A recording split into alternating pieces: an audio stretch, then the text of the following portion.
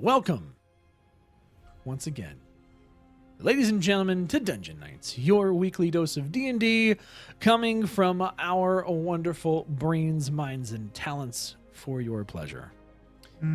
If you would like a recap, you totally need to go and watch the other episodes, because I'm not going to give you one. That's why you should be here live on Saturdays with us. That being said, at the very end of last session, Asteria, in the distance, caught the glimpse of a windmill. And we start there. What is it we were looking for again?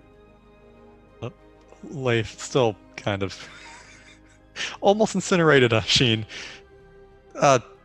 Windmills. Ashin, are you okay?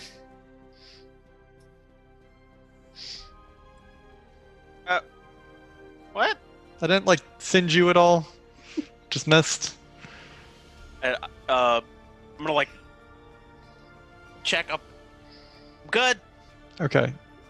Well, Yeah, windmills. is that what we're looking for? And then she's gonna point off in the direction that she saw them from over the trees. I mean, it's a windmill. It's a start. Yeah, we could go check that at some point. Maybe when I'm not trying to cast Fireball with sleep. I think you need some more rest, Leif. I mean, it would put people to sleep. We don't want to put us to sleep that way. We want people to get fireballed because we intend for them to be fireballed, not because we accidentally cast it while trying to cast a different spell that's just supposed to make people go to sleep. What if, Leif slept for 16 hours? Would that work? Why would I sleep 16 hours? Also, can we talk about how I can now cast fire? That's still kind of blowing my mind. The real surprising part is that you couldn't cast it before, but now that you can, good. I mean, let's be honest. It doesn't look like fire. I noticed. Yeah, it's a little purpley. It is a little purpley. Is your favorite color purple? No, actually my favorite color is amber. Oh, I found a favorite color named Amber. Neverwinter, but I mean, we can always go back to Neverwinter. I'm sure there's gonna be things for us to do. I wouldn't mind going to Neverwinter. Still not a fan of big cities. Time Well, jump what is our sequence plan to then? Neverwinter. Well, I feel like the windmill's not gonna get up and go anywhere. Maybe check it out tomorrow? yeah, but manticores are alive. They can move. Just say. I mean, Is anybody else hungry? Kind of hungry. I could eat. Fine. I want some venison. We should go hunting. They say manticore is very tasty. I'm down to try some manticore. let's try to reason with the Manticore. And then if things go wrong, maybe. And yes, the patron did say that Manticores do taste good. We're not going to be able to convince anything to give us its teeth and tail. Not the Yeah, tail, the we're spikes that grow back. The teeth will be harder. Like I said, I'm hoping they just have some spare teeth laying around. So here's what we can do. We can go in there. Excuse me, Manticore, do you believe in the Tooth Fairy? We can beat it to death and then take what we need and go. Or we could go in there and try to make a deal with it, and then it could be no, and then it could kill us. Why not just show up, kill it, and then bring its head back and mount it on the Arguably, wall? that's what happened with Venomfane. We lived, and I'm assuming that this thing's weaker than a dragon, so I think we'll be okay if that happens. Well, Let's the just thing about going in with the intent to destroy this thing that is, clearly terrorizing this windmill is that we can go in with the element of surprise. And when we decide to kill it, we're not all standing in a room under a dragon who can breathe poison gas on top of us. Amir, the thing is sentient, first off, so we can talk with it. Wow. I mean, do you know how to speak Manticore? Is Manticore a language? I don't know. Nobody tries to talk to Manticores. Okay, so I think we need to flip a coin. How about we flip a coin? Let's leave it to chance. One side, make a deal. The other side, don't. Wait, cast Mage Hand. I don't really want to just leave it up to chance whether or not we attack a sentient Manticore. Well, either way, we're going to end up attacking it, because I guarantee you it's not going to want to give us anything, and it's just going to want to fight. So, yeah. We're going to have to fight it for its teeth. So, why don't we go in from that position? So, can we just fight it? I mean, I can try talking to it, and then... Worst Well, I'm case... sure Okay. Here's all a try talking question. to it, Let's but why? let's ask this question. Hey, Leif, how much gold for your front teeth? How much gold would you give me your front teeth for? And let's keep in mind that either way I'm going to take your teeth. See your point. Like I said, doesn't hurt talking to it. But it might be friendly. It's not going to give us its teeth. And we need the teeth. We need the teeth. So And the why tail. talk to it? Spikes. Also, I really want to eat Manticore now. So let's kill it.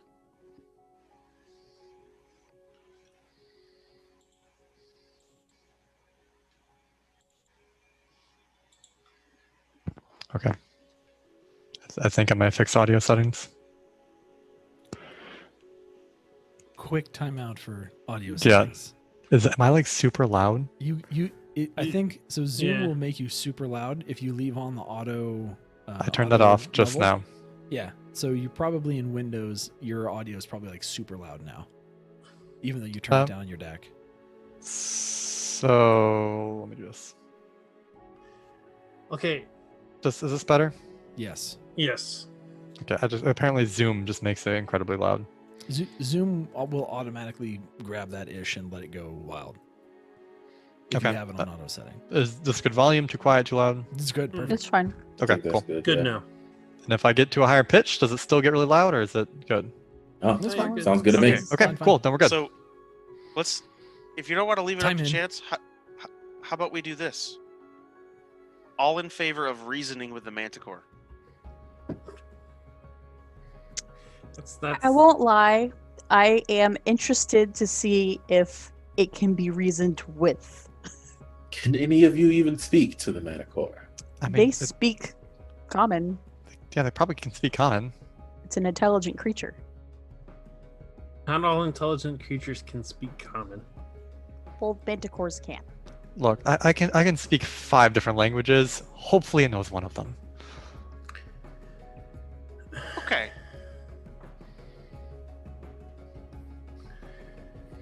Really don't like the idea of trying to talk to this thing, because bad things are going to happen. Worst case, I Misty Step out. We killed the Manticore. In your current state, you're not Misty Stepping, you're casting Fireball at your feet. Like I said, let's do this tomorrow. Gonna shape change into me. Wait, 2 I mean, Godorix? That could work. I can do that, but I'm still not going to be as strong as you. Well, give him the gauntlets. No. Then I would be stronger than you. That would be funny.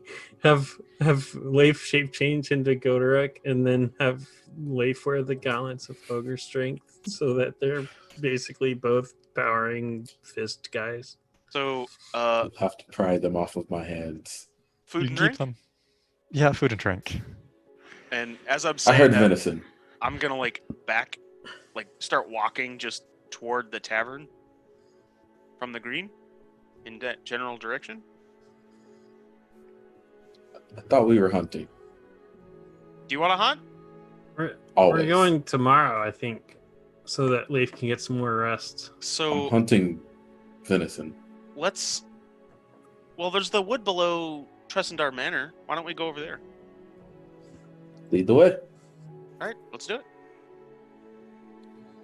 Man, trying to get those gauntlets away from Goderic would be like pulling teeth. I see what you did there. Still don't find it funny. But it was clever. Would anybody else like to go deer hunting with Goderic and I? Oh no, that sounds No, dirty no and thanks. exhausting. I will probably accidentally cast Fireball on one of you, so no. Yeah. Okay. So, Asteria, would you like to go deer hunting? I think I'll pass. Okay. Does, Could be fun. does Wild-shaped Ashin wolf? forget you're a druid? I think he forgets this a lot of the time. Okay. Okay. Okay, So who's going hunting? Ashin and Goderic? Mhm. Yes. All right.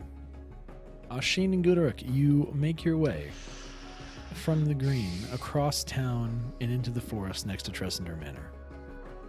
I'm going to need a perception check. Oof. I got it. My passive is higher than that.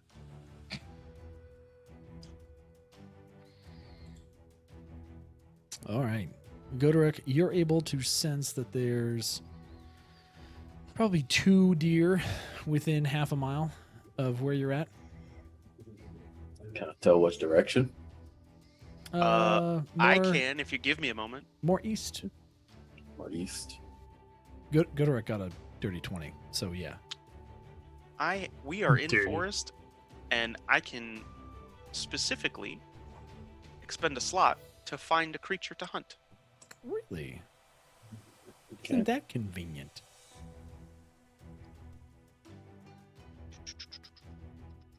Would you like to do such a thing? I am looking. Considering you already know that there's 2 deer half a mile east of you. I think we'll have trouble tracking them with Oh, I don't natural think we're gonna- abilities. Yeah, I don't think we're gonna have any trouble tracking them. So I'm just gonna ready my bow and make my way east, Let's Wow. do it. looking for deer tracks.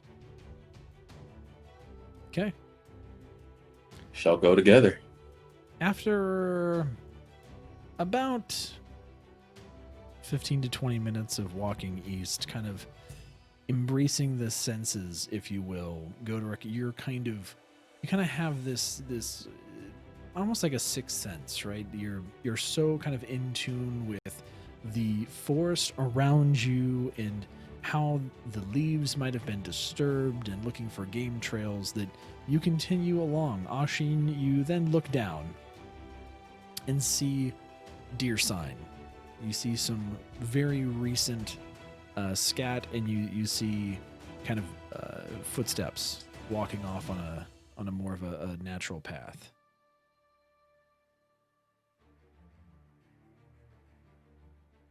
I'm gonna look at Goderic and let him know that I see the tracks and the direction that they're headed. I will slowly start making my way with the tracks. I will ready my crossbow.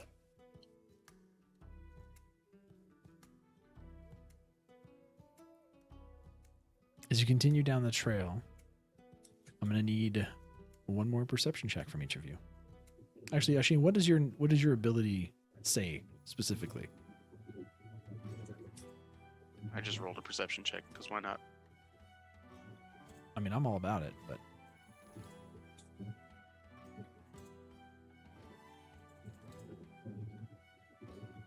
You talking about the Outlander ability? It's a All of ranger it. ability. Yeah, it's not gonna work in this instance. okay. Doesn't it just tell you how many and like a general area of where they The are? Outlander ability says that if you are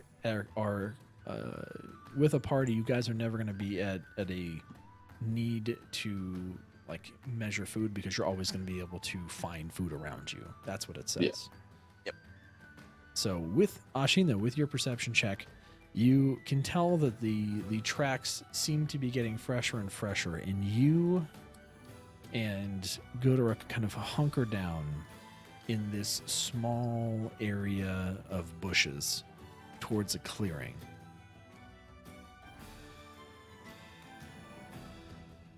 And as you kind of slowly settle yourselves, I'm going to need you to give me a stealth check. Ooh, wow. Okay. You landed on 12. That makes no sense. Okay.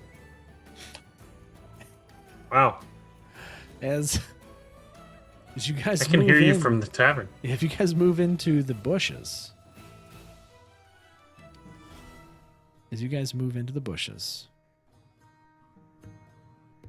Godoruk, you step on Ashin's foot, and that rolls his ankle, and then you fall into him,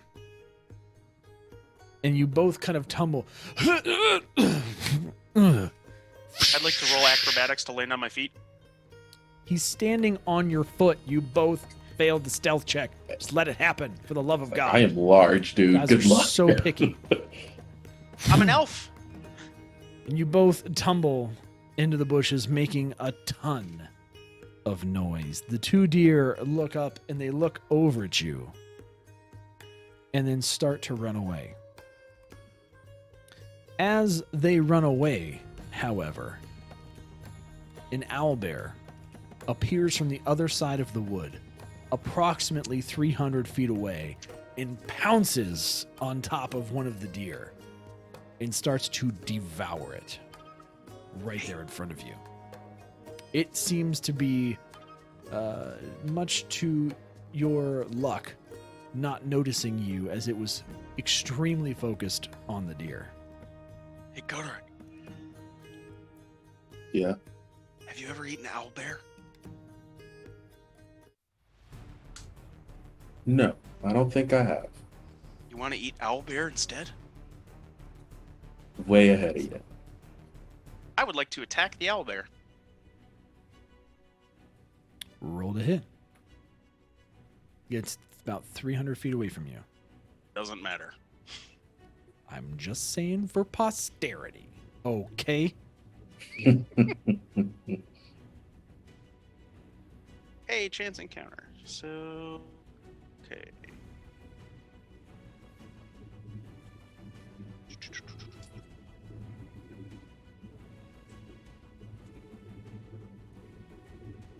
Yeah, sharpshooter's powerful.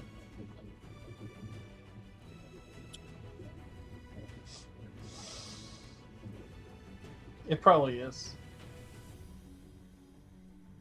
So, was it 21 to Actu- hit? Yes. It does. And for 10 damage. Okay. And then I'm going to use my Gloomstalker ability and fire again. Okay. Oof, that's probably a miss. I don't know what the AC of an owlbear is. What was the roll? I didn't see it yet. 15. That'll hit. 15 hits. Damage for that one is 9. Okay. And then I'm going to use my extra attack and fire again. So you're rolling your damage separate, correct? Yes, I am. Okay. So the first damage was 10. 10 and then 9. and then 9. Okay. And then 11 on the third shot. So that hits. So as you see Goderic, go ahead and give me your rolls as well. Are you going to It's try 300 feet away. It's a 300 feet little away. far for Goderic. Yeah. He has a crossbow and you have a javelin. I think it's out of the range of your javelin, but you still have your crossbow on you. It's out of the range of the crossbow, too. Is it? Yeah. 320, but I would be doing it disadvantage, correct? Yes. It's probably outside the long range. Oh, never mind. No, it isn't. Yeah, but you have to switch. 320, yeah. All Might as well right. give me the rolls. let's Try it. see. The dice will decide whether you hit or not. Oh, jeez.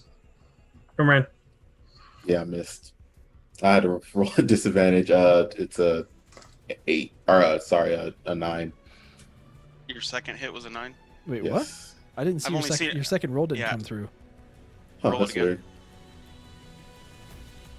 Let's see. Let's try that again. I want to come through. Just roll 2 separate. Yeah, just roll 2 separate die. Yeah, so based off of that second roll, it goes wide. All right, Ashin, as you gather yourself and you both look at that owlbear, Ashin, you start licking your lips. Your owlbear tastes just like chicken, and you loose 3 arrows. Right into its side. You hear the owlbear or whatever noise an owlbear makes, and it kind of winces and kind of almost falls over and collects itself for a total of 30 damage. Ow. It's a little out of my range, Ashin. I'll have to move in closer. Go to That's fine. You whip out your crossbow and fire, and it sails just a little wide, landing on the ground next to the owlbear. Although, boys, I'm going to need you to roll initiative.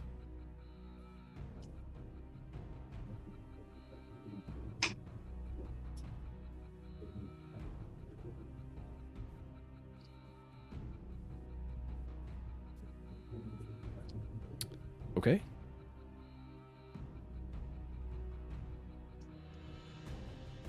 Oh yeah, we don't have tokens, so it doesn't show up in the list. I know. I'm aware, but I still have you on the D&D Beyond tracker. Just making sure I got the right numbers. As the bear gets hit, it grabs the deer in its powerful jaws beak thing and starts dragging the deer off into the woods. And it runs for its movement speed of 40 feet. But because it's carrying the deer, it only gets about half that. So it's about 20 feet away now. So it's 320 feet away from where you are now. Okay. And Goderic, it's your turn. I will take my full movement speed and dash for a total of 100 feet. Wow. Yeah.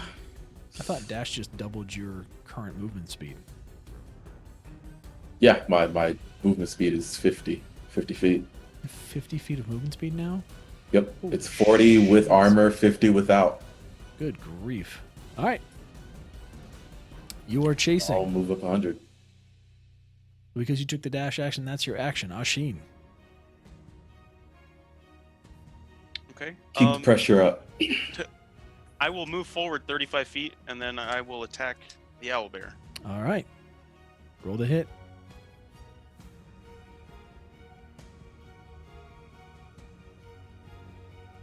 $19 hits.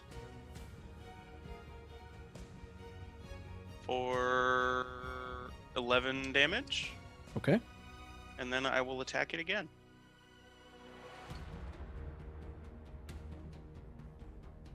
Ooh. Hello. That's a hit. That is also a hit for how much damage? 6. Okay. Ashin, I picture you kind of grabbing your arrows as you run, and while you ready and knock one on your bow, you kind of have one in your mouth, and you're running, and you sprint 35 feet as much as you can. You stop, loose, grab the next one, loose, both, right in the back of the bear, and it drops the deer out of its mouth. Then it looks back and it turns, and it sees you, Godoruk. And as it drops the deer, it continues to move away at 20 feet, and it is in the tree line at this point.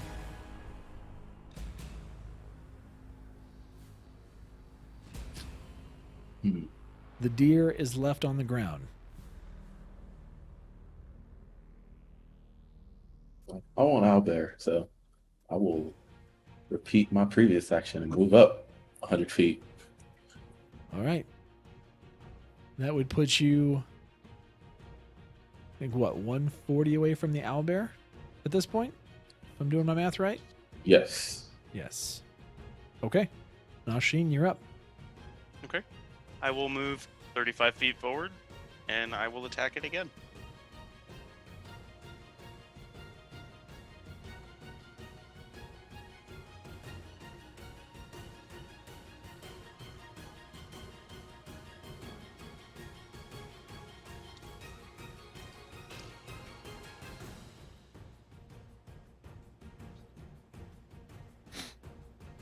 Okay.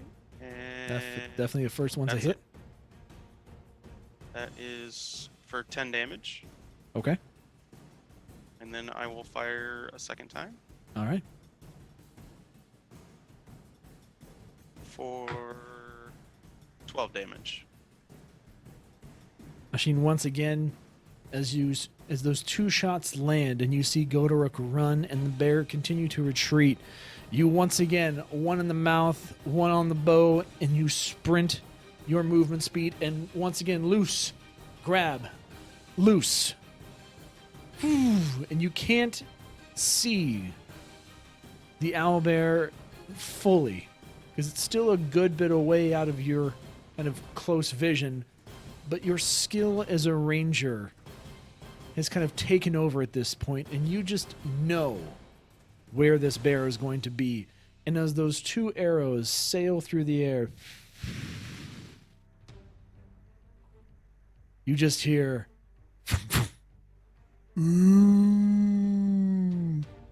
and Godoruk, you're closer, so you hear this more audibly. This just and you kind of can see off in the distance, just there's some foliage that just rustles as you can kind of hear the sound of the owlbear falling. I'm And gonna it's done. call out to Godoruk. Did it fall? I think so, but Fire at be it. careful. I will approach the seemingly dead owlbear. Yeah, Godoruk, as you move closer to the forest edge and you make your way through, Ashin obviously running up behind you, you reach the scene first, and you can see that the last two arrows seem to have found their mark into the bear, and it is downed. Mixes of feather and fur, you see the owlbear is just kind of on its side, and it is dead. I will When I- call Alsheen over. Is it dead? It's dead. I will throw my bow back over my back, and I'll walk up to the owlbear, and I will sit down next to it, and I'll put my hand on it, and in kind of a silent, like a silent prayer, offer thanks, and then right there in the spot, work on removing the Defeathering fur. it? Yep, defeathering and defurring the bear, removing the fur. We're gonna clean it right in the spot. We got rope? Yeah, we have Yeah, rope. I got rope. Let's string it up. Sure. Do it hog style. So as you guys find, obviously, plenty of trees around you, you find a good thick tree with thicker low branches and you toss the rope over, and as you kind of, bring the owlbear kind of over and kind of tie off its feet and string it up, you're able to cleanly strip the bear of all of its unusable bits. Before we do, Goderic, would you mind removing the bear's head? I'd like to get it stuffed and mounted in the tavern. Gladly. And he will use his great axe to do so. Those are Pinata all style. about your trophies. And I will take a few of the feathers from the owlbear Sure. and put them in my, in a pouch for safekeeping. Can I go grab the deer as well and just see if there's anything salvageable? Sure. So as you So run I'll to go and do the that. as you run over to the deer, go ahead and give me a nature check, or a survival check, rather.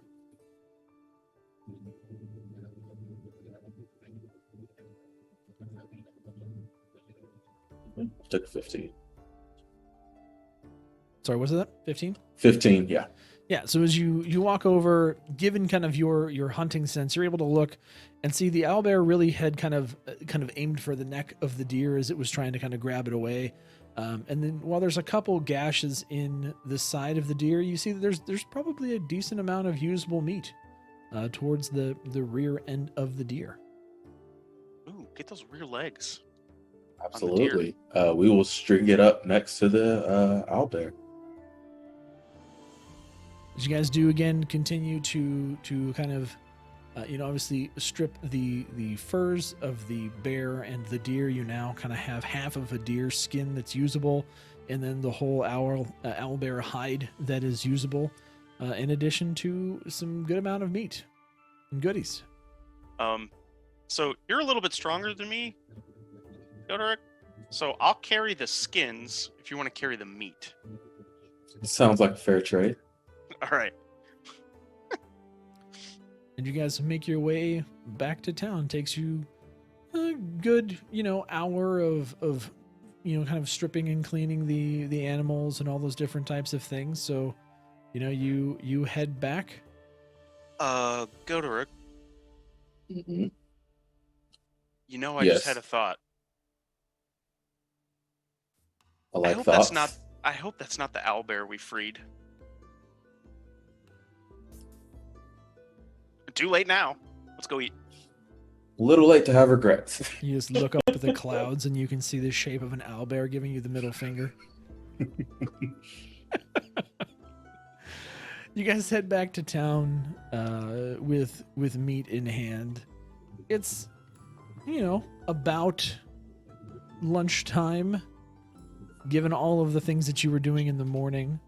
A couple hours have passed, and so it's probably around the 12:30 to 1-ish time of day. Where you guys headed? Back to the tavern. Yep.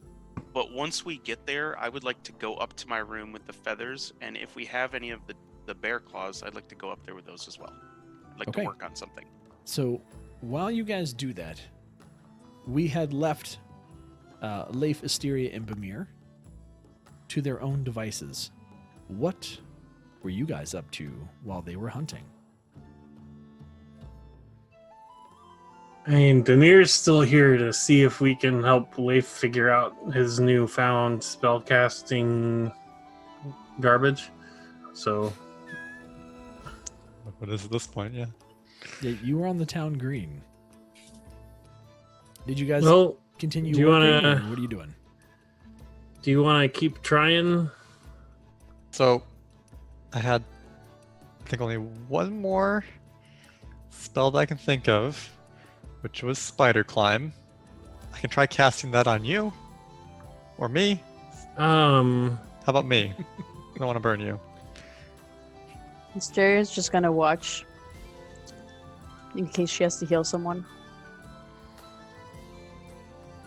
I mean, if you can, let's just cast it on you, because me and Asteria can heal you if it goes badly. Okay. You know what?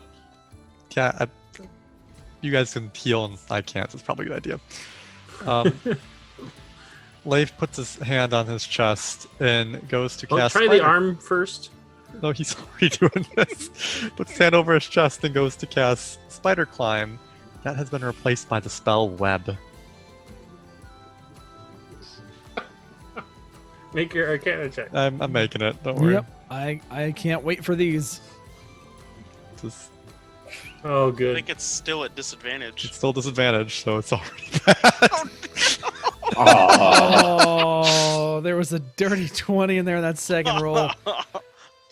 So, Leif, as you go to cast this on yourself,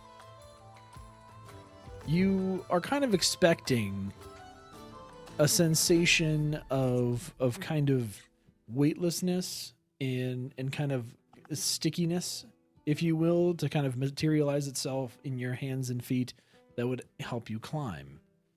But as you turn your palm to your chest and you cast it, you kind of knock yourself backwards onto the ground, and you are covered basically in a big web that has stuck you there. So if you had to imagine this in real time, imagine like kind of Spider-Maning yourself. So if your hand was out here and you're like this, you're literally just going to projectile yourself into the ground behind you, and there's just going to be laying prone with web all over your body. So he looks like Frodo from Lord of the Rings at this moment. Pretty much. Covered in webs. Knocked himself back and cocooned himself in a web. Yes. So your So head this is sticking out, and you have webs kind of like all over your chest, kind of and kind of upper torso, and that all of that web is just kind of pinning you to the ground right now. Your arms. Is this when the kinda change move a takes little bit. place? Is he gonna sprout out with wings? He's not wrapped up in it. He's just covered. Vamir, Exteria. I don't think I can spider climb anymore. No, I think you're spider something. That's Yeah. for sure. Should we cut him out of his web? Yeah. Vamir takes out a short sword and starts carefully cutting away the web. I mean, this is. Try doing this with a long sword and checking. Look, Ashin's not here. You can save those for him. Leif, as they're cutting away, you just hear this in your head. And that just exploded all over you, didn't it? Yeah. Yeah, you're covered in this white sticky crap. Honestly, I think we've tried absolutely everything except for. No, I think Misty Step. We're just gonna leave. I don't want to just end up in the 9 hells somewhere if I try that. Yikes. Let's just get some more rest and you can try again. We could try darkness. I don't think you have. Ah. I don't think you have enough power to get to a different dimension. But I don't know. I've seen spells go crazy in the Feywild. You never know. Yeah, and I do get my powers from the Shadowfell, so I might just end up there. So let's maybe save that one until I feel better. Gotcha. don't want tea time? Kind of thinks in his head. I was serious, but are you serious?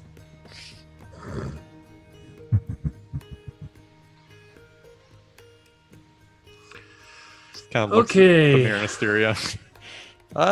So back to the tavern and eat, get some rest. I should probably get used to that staff that Asteria gave me. Yeah. And tomorrow we go hunting or talking to manticores. Oh, actually, Vamir, can you do me a favor? Sure. Yeah, I actually brought them with me, and I take out the take out just a standard lawn sword and my shield off my back and hand them both of them to Vamir. I need you to sell these Okay. to Lanine. Why do you need Bimir to sell them? Well, Lanine probably wants to see him, and I don't really have a use for these anymore. And Okay. Godric already has all the weapons he needs. Ashin just shoots a bow. You turn into a bear, and Vamir has his wit and sword. I mean, I can if you need some sleep. I mean, I just figured that you'd like to see Lenine, and it gives you a reason to go there.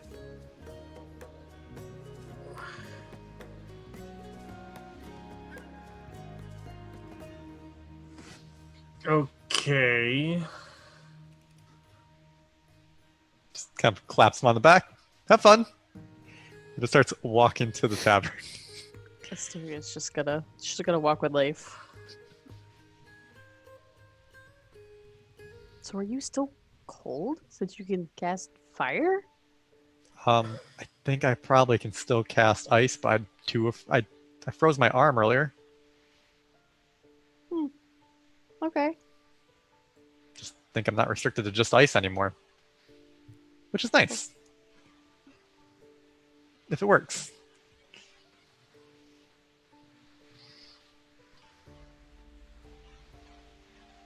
Bamir pulls the longsword out of its scabbard and gives it a few swings. Sure beats that short sword. You're not there, you dick. You're not there yet.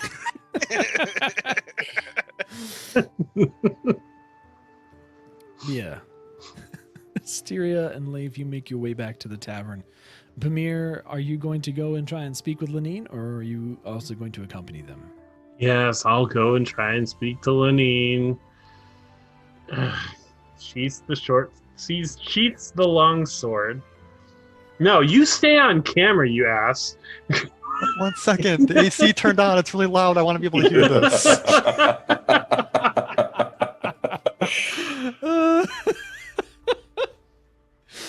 So, Bamir, you make your way across the town green and into the main square where you kind of head south to the Lion Shield Coster.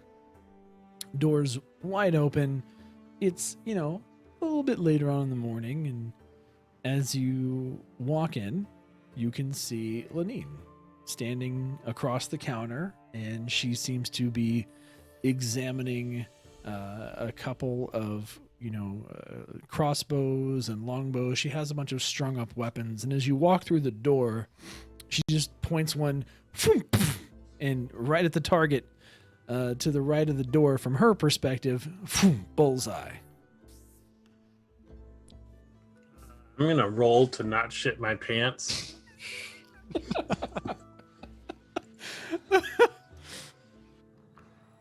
I'm guessing that's probably persuasion or performance. Deception. Deception It's a sounds deception right. check. Or no, that would be a constitution check. Oh, To not poop yourself is a constitution check. like a Constitution save? Yeah. That'd be a constitution save, 100%. Please make this. Oh, woo! Okay. You successfully keep control of your continence. But now we'll take that deception check, and you are able to successfully kind of make it in without also flinching and letting Lenine see that you were a bit scared. Bamir gives her the raised eyebrow. What's the matter? Just testing a ball. It's good to see you, Pamir. It's good to see you too, Lenine. What can I do you for today? I've got a longsword here that is no longer required.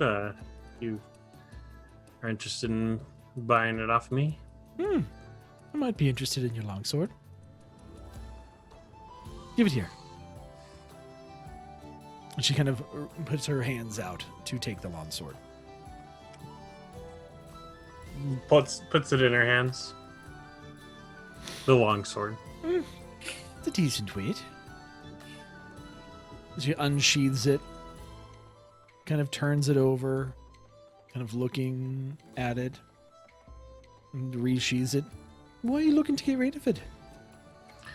It was Leif's, and he doesn't need it anymore.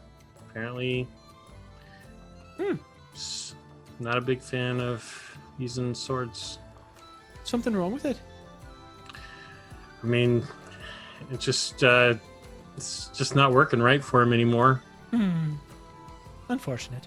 You know, everybody has those times. I'm sure.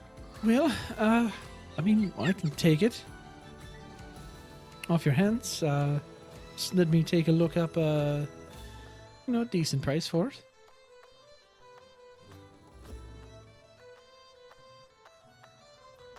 How's everything else going? So you're now Oh, you the know, fist- it's just. I said I see you're now the fist. Oh yeah, the Fist of Phandalin. It's a great name. Super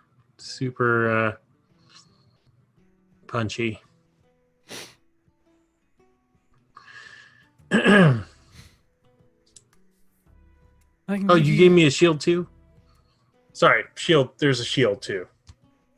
Oh, that shield as well. Yeah.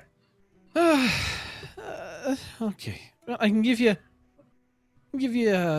8 gold pieces for the longsword.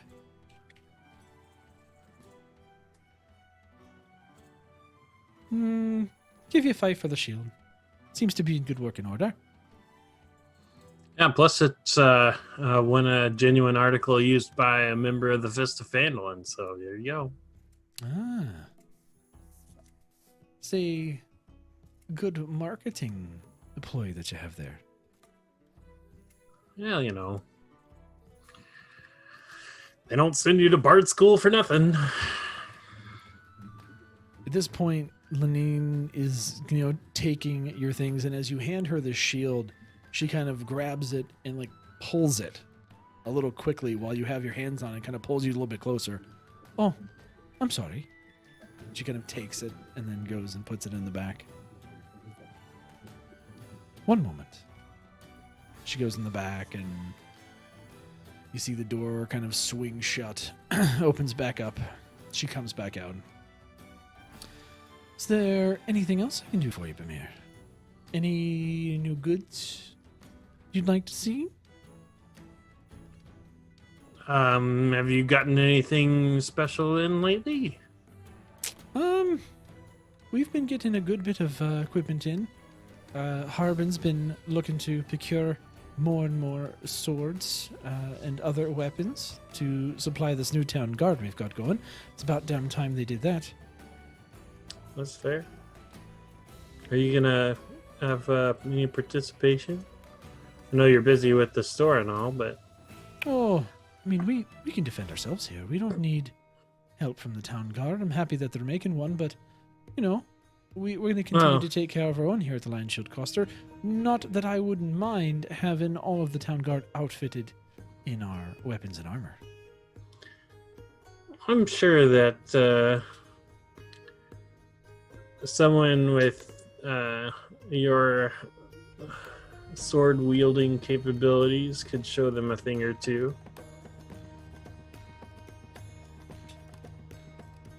I mean, Ashin's pretty good with a bow, but I'd be surprised if he knows the back end of a sword from the front.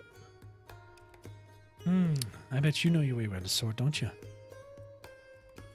I've been known to stab a couple things.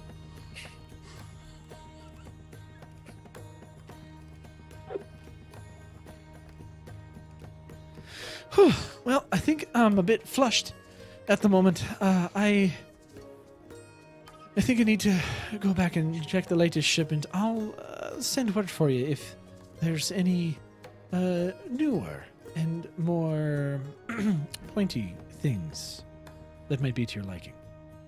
Yeah, you do that. You know where I'll be. Aye. Might have to come over and get a pint at the new tavern. Sure thing. First one's on the house.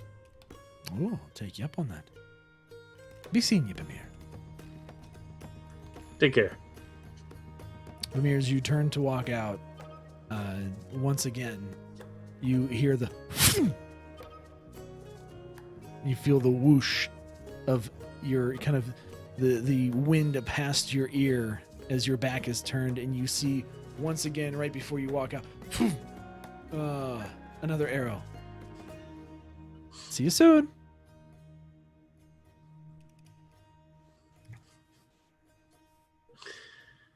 Yep. Bimir walks faster. Mimir, do you have anywhere else you want to go, or are you going to go back to the tavern? He is gonna go back to the tavern. Yeah. All right. So you and Asterian Leaf kind of are all at the tavern prior to Ashin and Godoruk coming back. Again, whatever you're doing in that time, Leif, again, I think you're attuning to the staff. We'll say that you're able to do that before Godoruk and Ashin get back. What does that look like when you're kind of attuning to this staff, Leif? Kind of snuggling it. Giving it a good cuddle. I'm not gonna lie. I have no idea what's involved with attuning in D&D.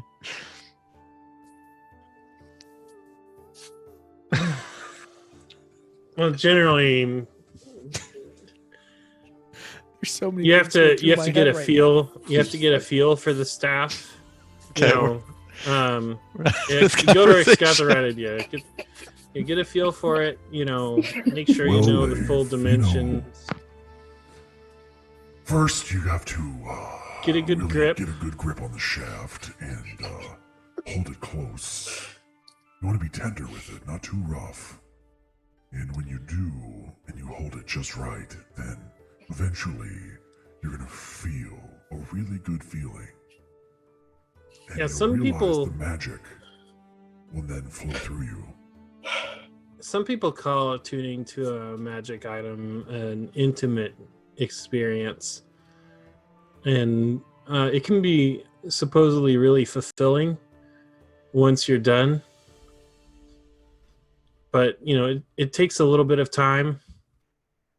But once you get there, it's great for everybody. I mean, once you're done, you will have additional protection, so that's always a good thing too. Yeah. Look, So with I all asked, that being I asked said, a what do you legitimate do? question about what tuning mechanics are for D&D, and I got this. It, I don't appreciate it. it's just literally the rules are you spend You an spend hour. a short rest with it. Yeah, you spend an hour, and once you're done, you kind of have attuned to the weapon. So Okay, it's all I'll assume flavor. you snuggle the staff. I love it. Yeah, just I hold on love real it. tight. So Never let it go. the picture that we have is Leif pretty much goes back up to his room and he takes his staff and he just looks at it and he goes, I mean, I've never had be a the- staff before. And I'll kind be of the big spoon. shuts the door behind him and goes in his bed and just kind of lays and kind of holds it like a teddy bear. Yep. And about 45 minutes into that hour, you start to just feel this staff kind of thrumming in your hands. And it's not very aggressive or anything. It's just like a light, like almost like if you were to like hit a bell, right? Like a larger bell. There's just like that small vibration, but it's very, in unison across everything. And it lasts for a good 5 or 10 minutes, and then all of a sudden it dissipates. And you realize when you stand back up and you're holding the staff that now you can kind of feel the power within the staff. And you kind of feel like you have access to it in a way that you did not before. Open your mouth. The staff has nothing to do with his mouth. Just let it be. Oh, And you have attuned to the staff. Ashin, you and Godoruk come in the front door, victorious on your hunt. Asteria, what have you been doing throughout this time? Are you downstairs or are you upstairs? Kind of having your own time. He's feeling a wave of disappointment. Just doing things with the staff that used to be mine. Just- I would be downstairs waiting for Ashin and Godoruk to come back. So you're gonna be downstairs now. keep in mind, while you guys are in the tavern now, there's ongoing construction, right? So you had breakfast in, and there were even last night, right? Halia had people working on the outside of the tavern. They were starting to kind of put up a new sign already. They were starting to modify the steps a little bit to make them a little wider so more people could kind of get in. And as you guys have kind of come back into the tavern, you see that there's multiple people set up in different areas that are starting to build a new floor plan around the tavern. So the center table that had the map on it that you had breakfast on earlier has been moved. It is now kind of moved off to one side. You can see that they're starting to frame some things in, and I'll get a graphic for you guys eventually. But if you were to look top down, right, at the tavern from the entrance, right? In fact, if we look, and I'm just going to take us into this view so you guys can actually see kind of that general feel of the layout of the tavern. So from the street view, if you're taking a look, let's see. There is the Five Finger Tavern. You can see the entrance is kind of on that left side of the building. So as you look top down on this, as you walk in, there's a little bit of space off to the left-hand side, and they're actually framing that piece out to be kind of a war room for you guys. That's where your table's going to be, and the guys kind of tell you, like, oh yeah, this is the room. It's going to be kind of your headquarters. It's a little bit of a private meeting room for you guys to be able to handle your business, right? And then directly in front of you, you see that they're building in a new kind of fire pit in the center of this tavern. And the bar is, again, directly behind you, which is why there's that little kind of awning in the back. That's kind of the extension where the kitchen and everything is. And there's obviously an entrance off to the right of the bar to get into that area. If you look inside the right of the tavern, once again, you have kind of stairs that are going up, and you can see that people are bringing in tables and starting to rearrange multiple different tables with some booths at the far right side and some more tables and chairs in the middle around the fire pit. But in the kind of back right-hand corner of the tavern, you see that there is starting to be built the frame now for the quest board, right? For the town job board that has been requisitioned. So they are not wasting any time. And even then you can still see where even the bar itself is being kind of widened a bit so that it extends a bit more, so that there's additional room to be able to kind of make drinks and serve people at the bar. So they're really overhauling this place to the best of their ability.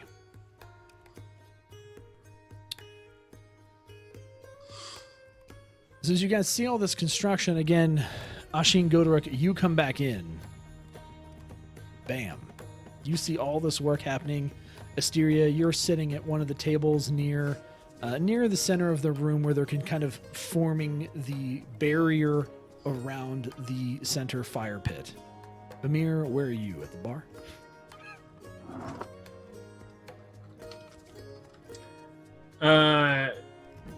Yeah, he's probably taking a look at the plans and maybe making some suggestions or adjustments. Just kind of. He's got a little bit of experience with inns and taverns himself, so he's got some ideas. Like perhaps maybe adding a stage close to where the quest board is? Yeah, maybe putting a stage, well, not to where it would block this quest board, but also, where, somewhere where somebody could perform perhaps some live music. So at your behest, go ahead and give me a persuasion check. I want to see. So can do this.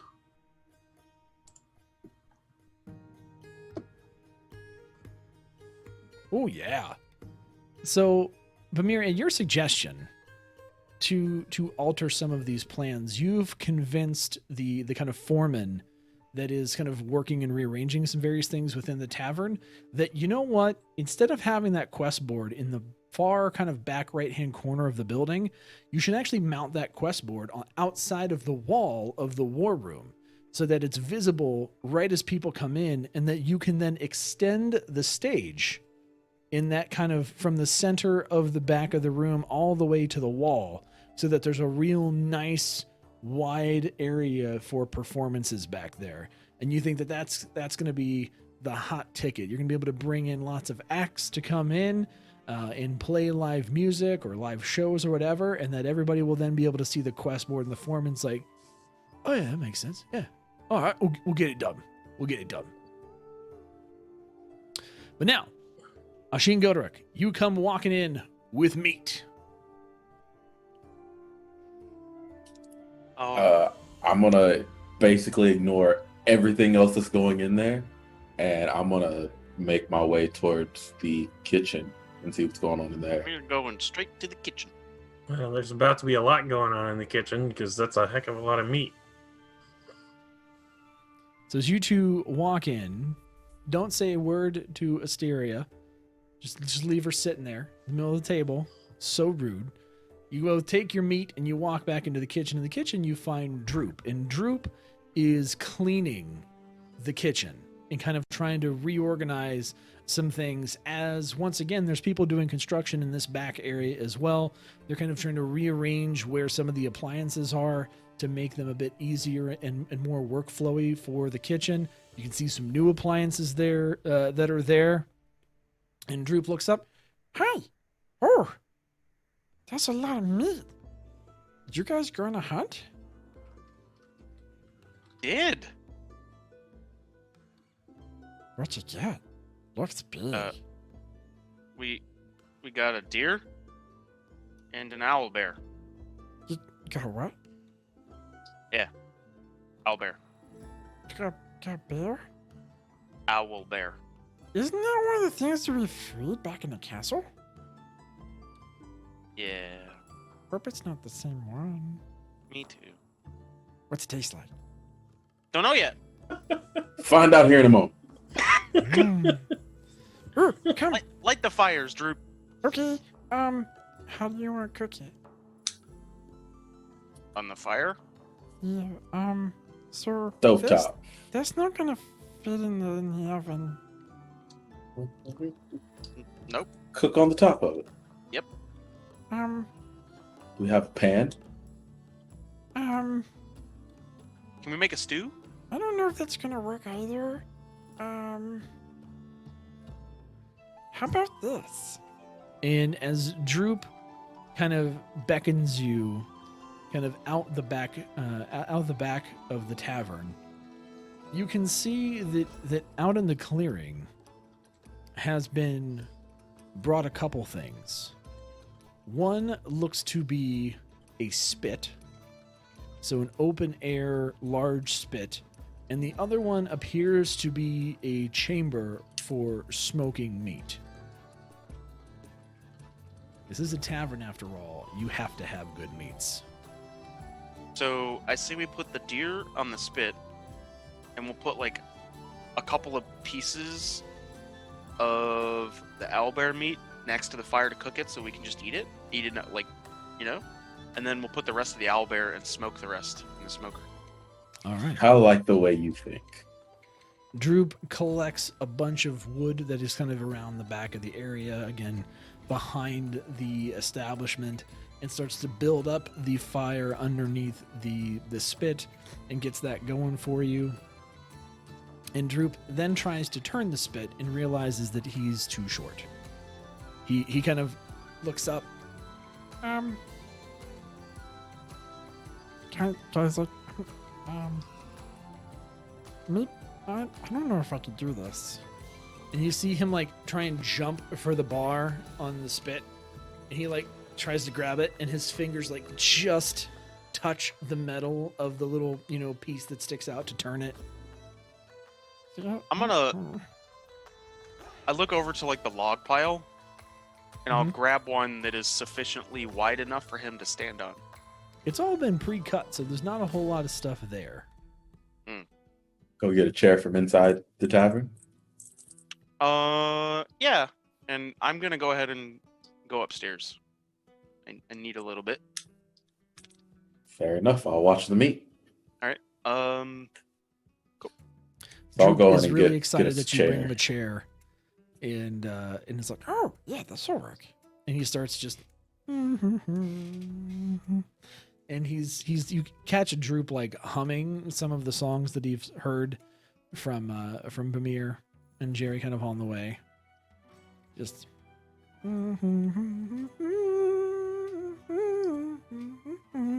I pat him on his head, and you're doing a good job, buddy. Yes, Carderock. This smells yummy.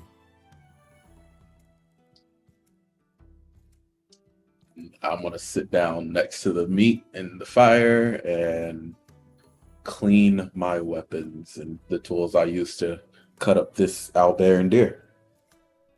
When I go back inside, I'm then gonna notice Asteria where she's sitting, and rather than go upstairs, I'm gonna sit down next to her, Oh, aren't you sweet? and I will pull out some of the claws and the feathers, and I'm gonna start putting together a necklace. What did you guys get this time? So we got a deer, Mm-hmm. and an owl bear. You. It's the same one?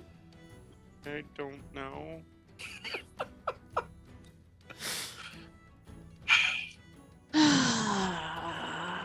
We brought its head back. I don't want to see its head. That's supposed to make it better. Every time you see it, you're just gonna imagine the owlbear from the castle.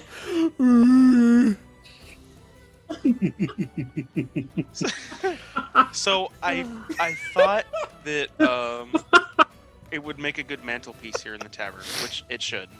So I'm Oh, the gonna confidence. It's gonna be a good mantelpiece, I promise. I don't want to look at that.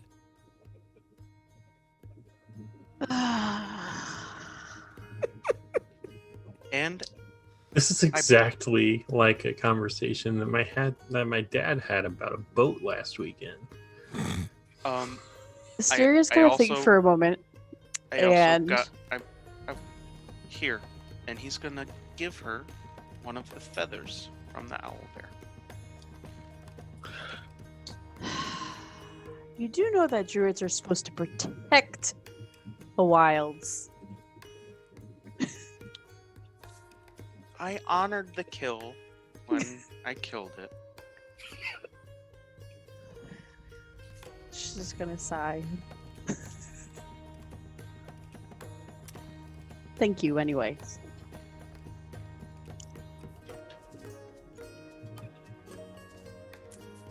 And she's gonna munch on her food. Her What are you rations. eating? Asteria carries rations around because she's never eaten meat since she's gotten here. Wait. Yes, you did. Okay, never mind. Mm-hmm. I'm trying to remember what was conversations off of this and what actually happened, because sometimes it blurs. You have Goodberry? I do not have good berry. Oh, that's have changed with the Goodberry? druid. I don't think I do. I'd have to look in the spell list. Do I have it? I know it's on my list. I just have not taken it. Mm.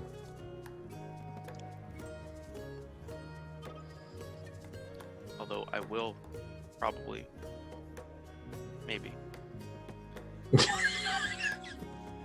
Sorry.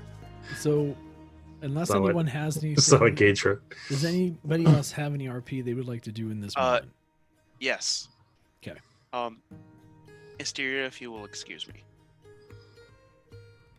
And after having completed the necklace of various claws and a couple of the owlbear feathers, I'm gonna go back outside, and I'm gonna sit down next to Goderic,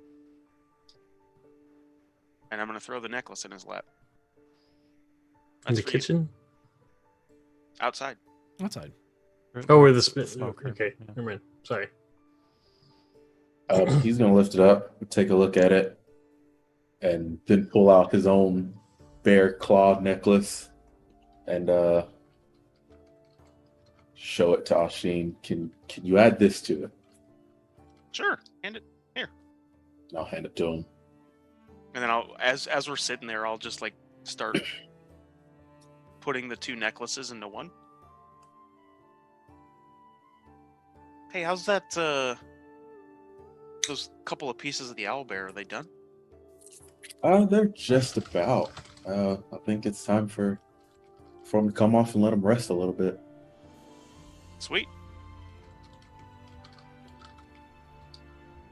I have I'll no pull 'em idea off. what we're gonna do with these furs yet. I know. Maybe a rug.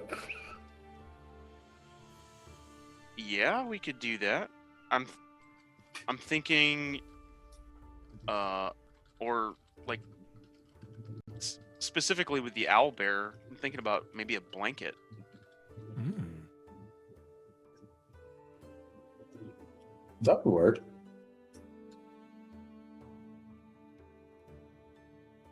Droop just keeps turning. How's it coming over there, Droop? You think it's done yet? Well, it smells good. The meat's starting to get droopy. I think it needs a little bit more though. Okay. You can just see Droop just like leaning his little goblin head over. It's starting to. And then I will hand Goderic the completed necklace. And I guess he and I can make our way to the smokehouse and throw the owlbear meats in the smokehouse and get that going. Yeah. Sure. I'll put the necklace on and then I'll actually hold a hand out to Ashin. Semi-awkwardly, because he doesn't know how to react. I'll shake his hand.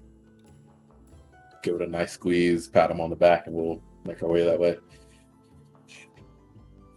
Nice squeeze breaks 2 bones.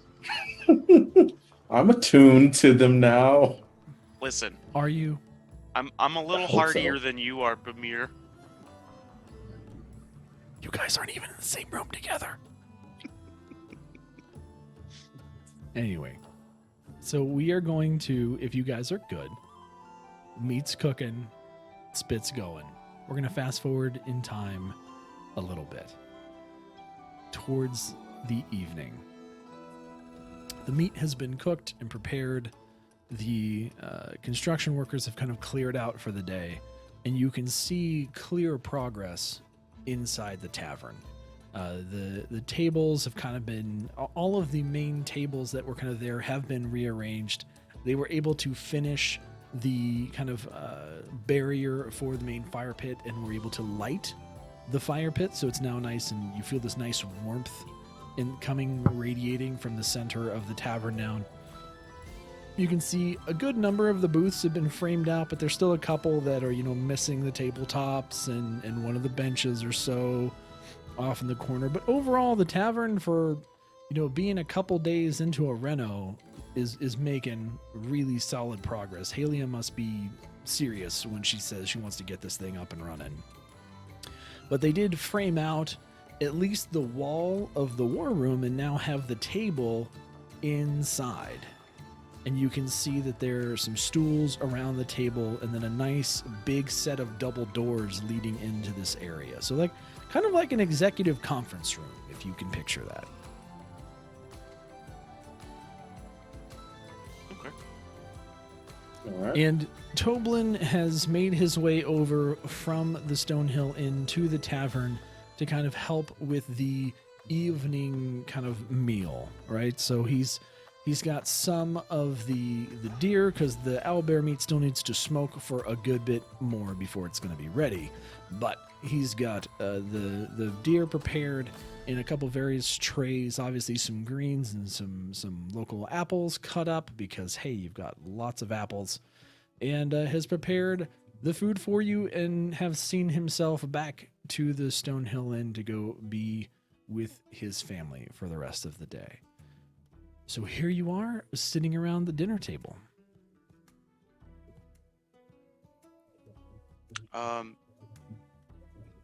So yeah, guys, Godoric and I killed an owlbear. That happened. Wait. Was it the same owlbear that we Oh, Lord. had to let go in the castle? I don't know. How do you not know? I mean, it's an owlbear. It tried to take our deer. What? Did you hit the deer first, or did the owlbear get the deer first? Does it really matter? Owlbear got the deer first, didn't it? The way of the land. Look. All right. See, Leif, this is why you just kill things and it's easier because, they're gonna come in behind you. We killed the owlbear. I said thank you to the owlbear. Oh, is that before or after you killed it? Probably after. It was after. And hey, Godoric, pull it out. We brought back a trophy. Oh no! Please don't And tell I'm me just that. gonna set the head right on the table. At least it's something you killed this time. As you do that, you hear a loud thump as you put it on the table. Asteria's not looking. All of the food plates on the table kind of rattle, and food kind of like stumbles off the sides of a couple of the main dish trays. You've been carrying that round like all afternoon? It was in my pack.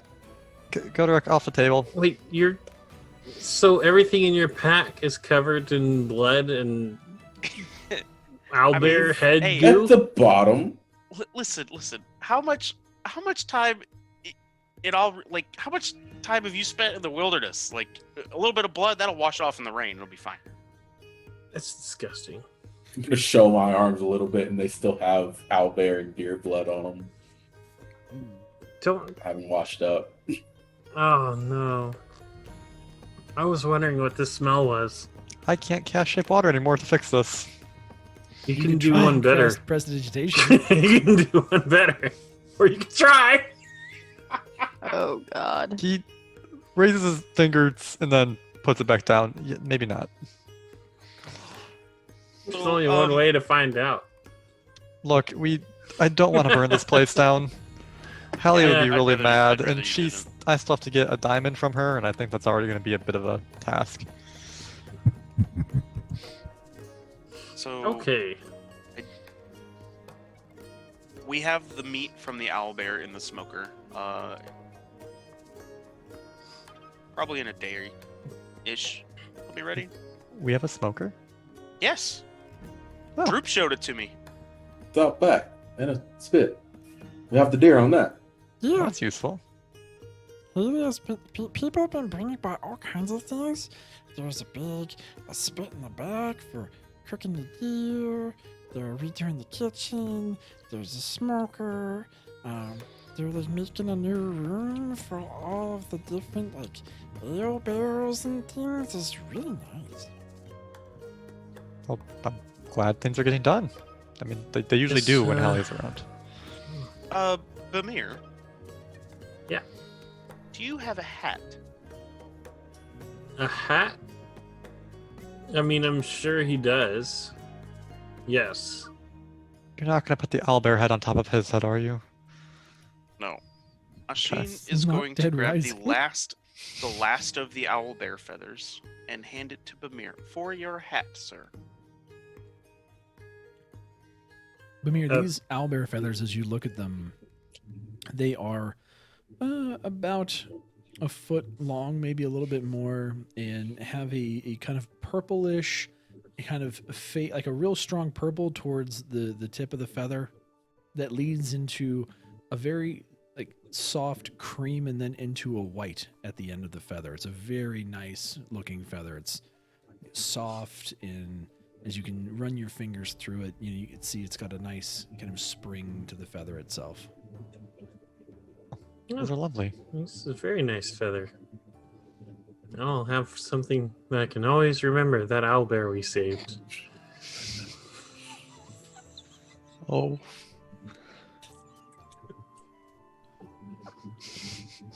Godorok, I want you to give me a perception check. With a DC of 18.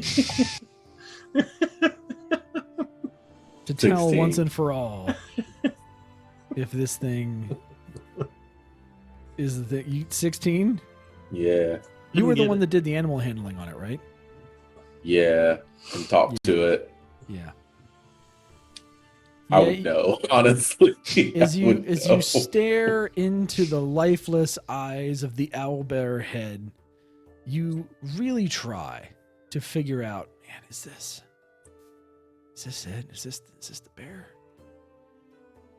And you think that it's not, but you really aren't sure, so you just kind of keep it to yourself.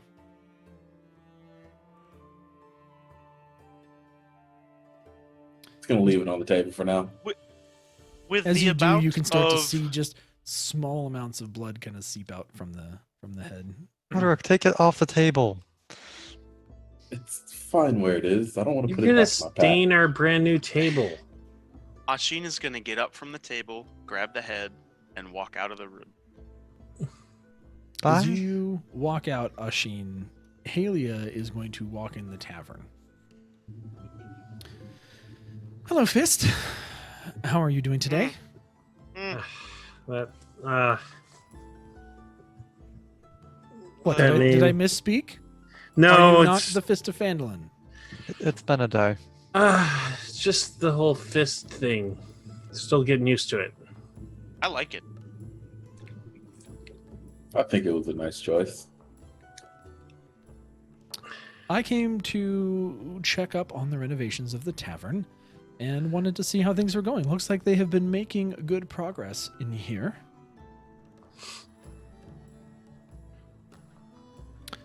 And, some things have moved. Oh yeah, I had some ideas that I talked to with the foreman. I think we just, I think we, like, since we're kind of catering toward the adventure crowd, we decided maybe we should put up a job board, and then of course, I didn't think that a good tavern could go without a stage, especially one that's run by, some a decently high quality bard. I don't think. I just thought maybe we could have a sizable stage that was big enough for the presence that was going to be performing on it. I do agree. I happen to like these changes. I see that there's also the job board has been moved to a more visible location. Quite nice. Well, I don't really have much for you here. I just want to make sure they were on track so I don't have to fire anybody tomorrow. They should be done in another day or so. If there's any other modifications that you would like to have done, and she kind of casts a look at Godorok.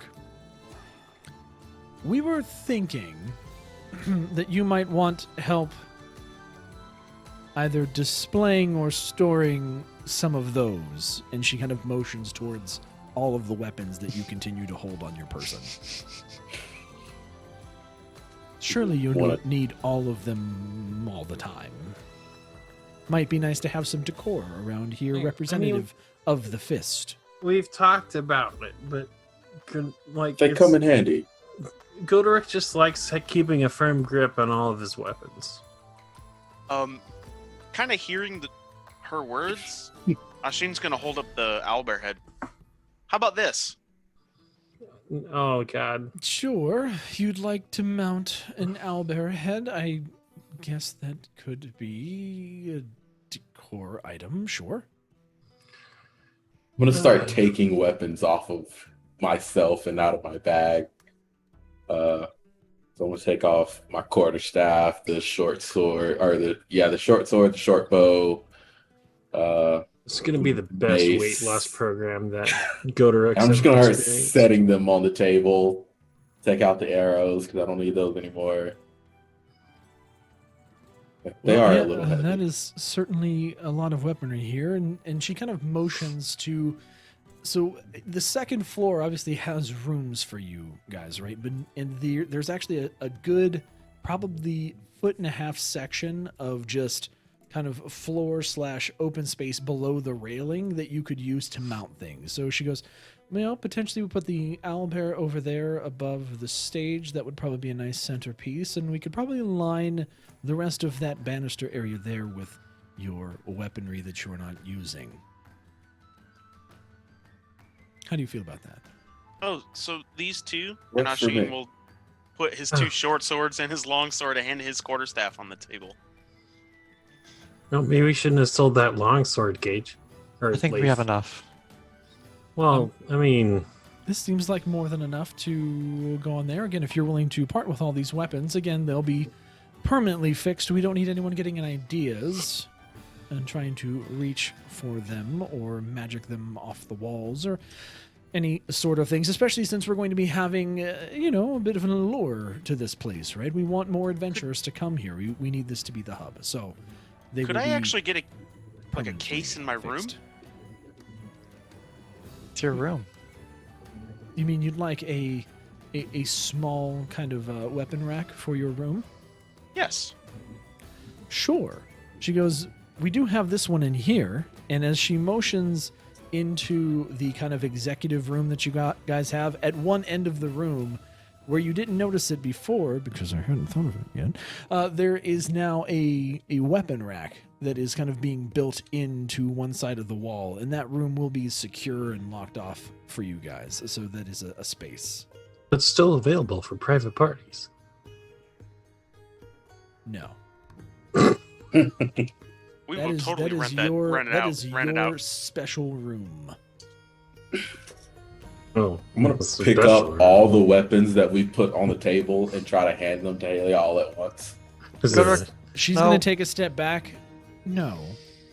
Just leave them over there. I will let them know tomorrow that they need to take those weapons and have them mounted Oops. I don't know what that accordingly. was. That being said, it All right. did have one small thing, and she kind of walks over to Leif and puts a small pouch in front of you. She goes, I do believe that is all the business that I have here today. I didn't want to take up too much of your time. Just wanted again to check up on the construction. If you need anything of me, you know where you can find me. She kind of shoots Leif a little bit of a scowl, like half scowl, half like she's just like a, and then turns to leave. I take a peek into the pouch. Inside the pouch, you can see a diamond worth probably, in your estimation, somewhere in the area of 50 gold pieces. Leif kind of racks his brain for a second. Did I tell her? Yes. I think I did. Okay, well, I have the diamond mirror. Oh, good. Still got enough in you to try another spell? Maybe when we're not inside. I'm obviously. But yeah, I mean, if you want, we could try after we eat. Yeah, We'll go out back and aim away from the smoker. please.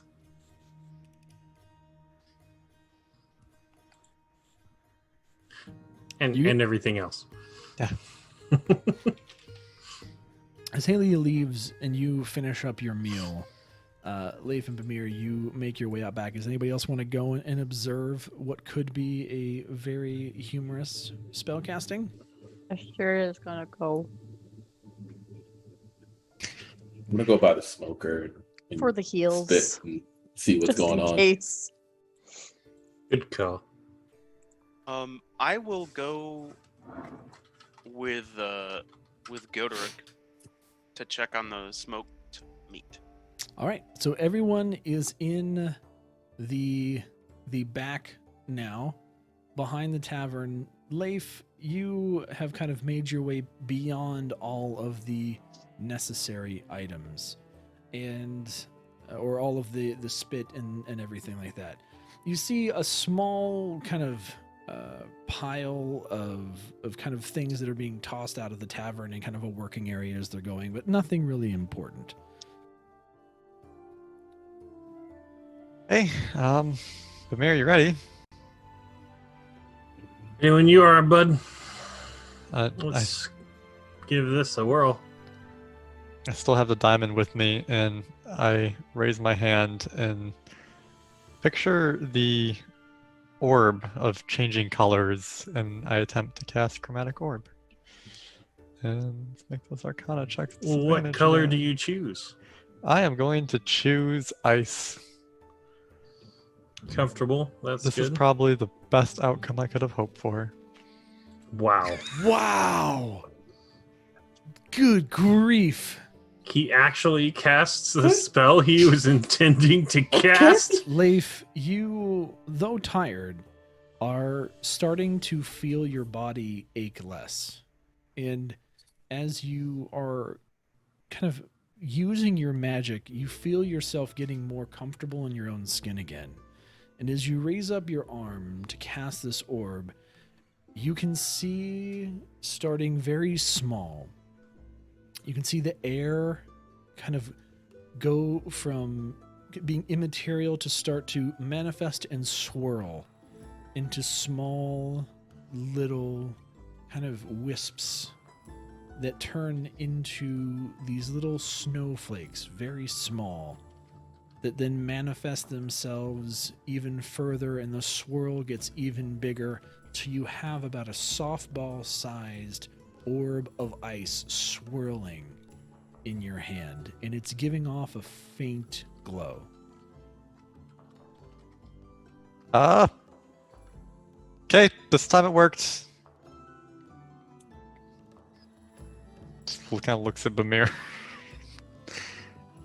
I get visualization. Helps a lot, doesn't it? Yeah, and just kind of dissipates it. As you do, you see the orb itself kind of become more and more dissipate as the kind of ice turns back into vapor and then just goes back into air. Well, that went well. We could try something else then. Okay. Um, Game if you are. okay. Well, all I could think of is I still got plenty of healing in the tank. true. Misty Step and Darkness is really all I can think of at this point. I think we've pretty much covered everything. Let's send you into another dimension. Okay, maybe we could just try Darkness. Give Misty Step a chance. Okay. Leif looks out in front of him about 20 or so feet and goes to cast Misty Step. Can't wait for these rolls. Oh, That's not too bad. not Okay. bad. Not right. bad. Leif, as you visualize yourself casting Misty Step, you can close your eyes and you feel kind of like this shimmer all around your body. And everyone else, you can kind of start to see kind of the world around Leif kind of start to turn into this weird kind of almost like an amberish haze as reality seems to warp around Leif, and in an instant he's gone. And then you see the same, not a moment later, you see that same kind of amber kind of crop up about 30 feet in front of him, and then boom, he's back. Just kind of looks around.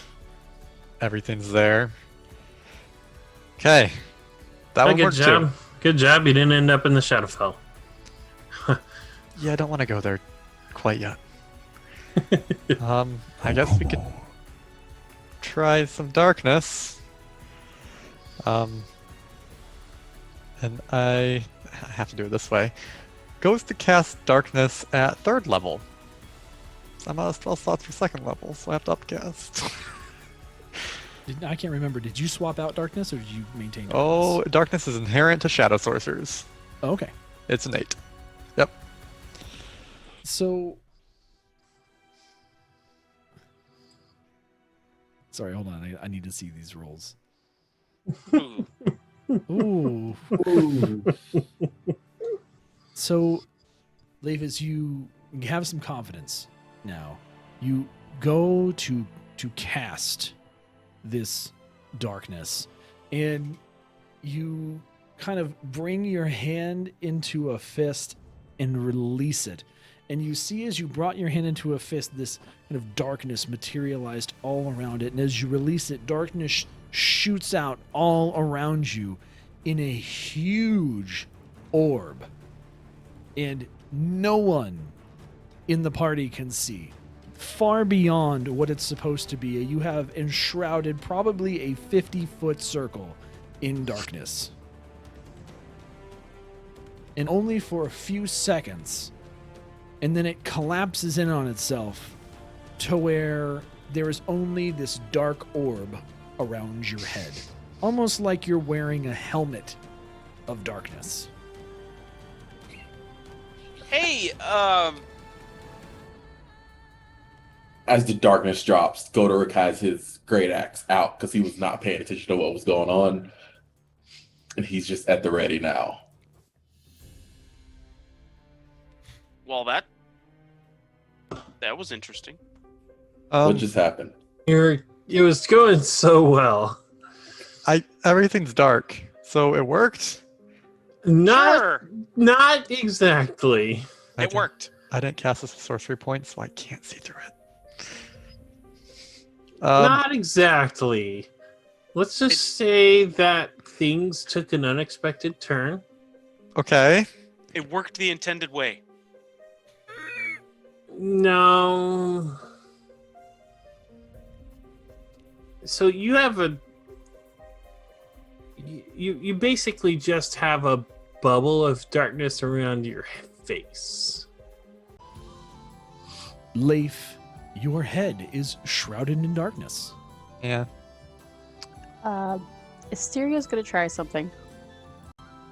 She's gonna use her face step to make it to Leif, and she's gonna try to cast daylight on just his head.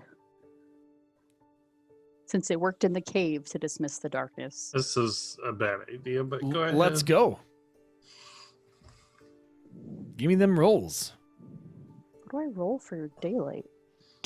What I is don't think I roll daylight anything. You don't have to roll for specific- daylight. I'm wanting you to give me a arcane roll for flare right now. Oh, okay. What does daylight do at the very end? Does it say if it's second level or lower? If any of the spell area overlaps in the area of darkness created by a spell of third level or lower, the spell Oh. that created the darkness is dispelled. Perfect. It's third level.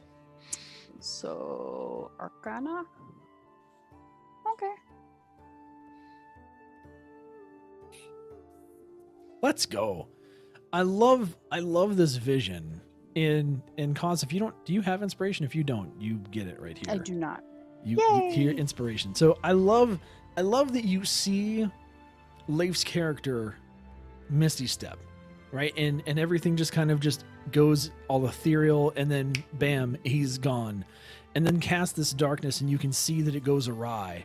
And you mirror it in your own way as a counterbalance to this, and just kind of face step. And I just imagine you just taking like a step forward, and it's almost like watching The Flash, right? How your body just kind of like, you can still see your body move, but not really at the same time. It's just this blur. And as you finish that step, you just right at Leif, and you bring both hands up to the side of his head and just cast light. And you see this just light start to creep in from the edges of the darkness and engulf the darkness and light with your hands. Until it's gone. You probably should have told him to close his eyes. Yep. For the love of the Shadowfell, that's bright. Oh, I'm sorry. Oh God. Okay, now I can't see. Not because of darkness now. Ugh. And his pupils were dilated. That's the Yep. worst. Oh, hi, Syria. Hi. Leif, you're seeing spots like There's no spots. It's just a sheet Yes. of blurry. Pamir, did you cast Dancing Colors or Fairy Fire or something? Well, I remember that daylight guarded darkness in the cave, so I thought maybe we could cast it on your head so you could see again. Good idea. Warn me next time. But thank you. I could kind of see. I'm getting there.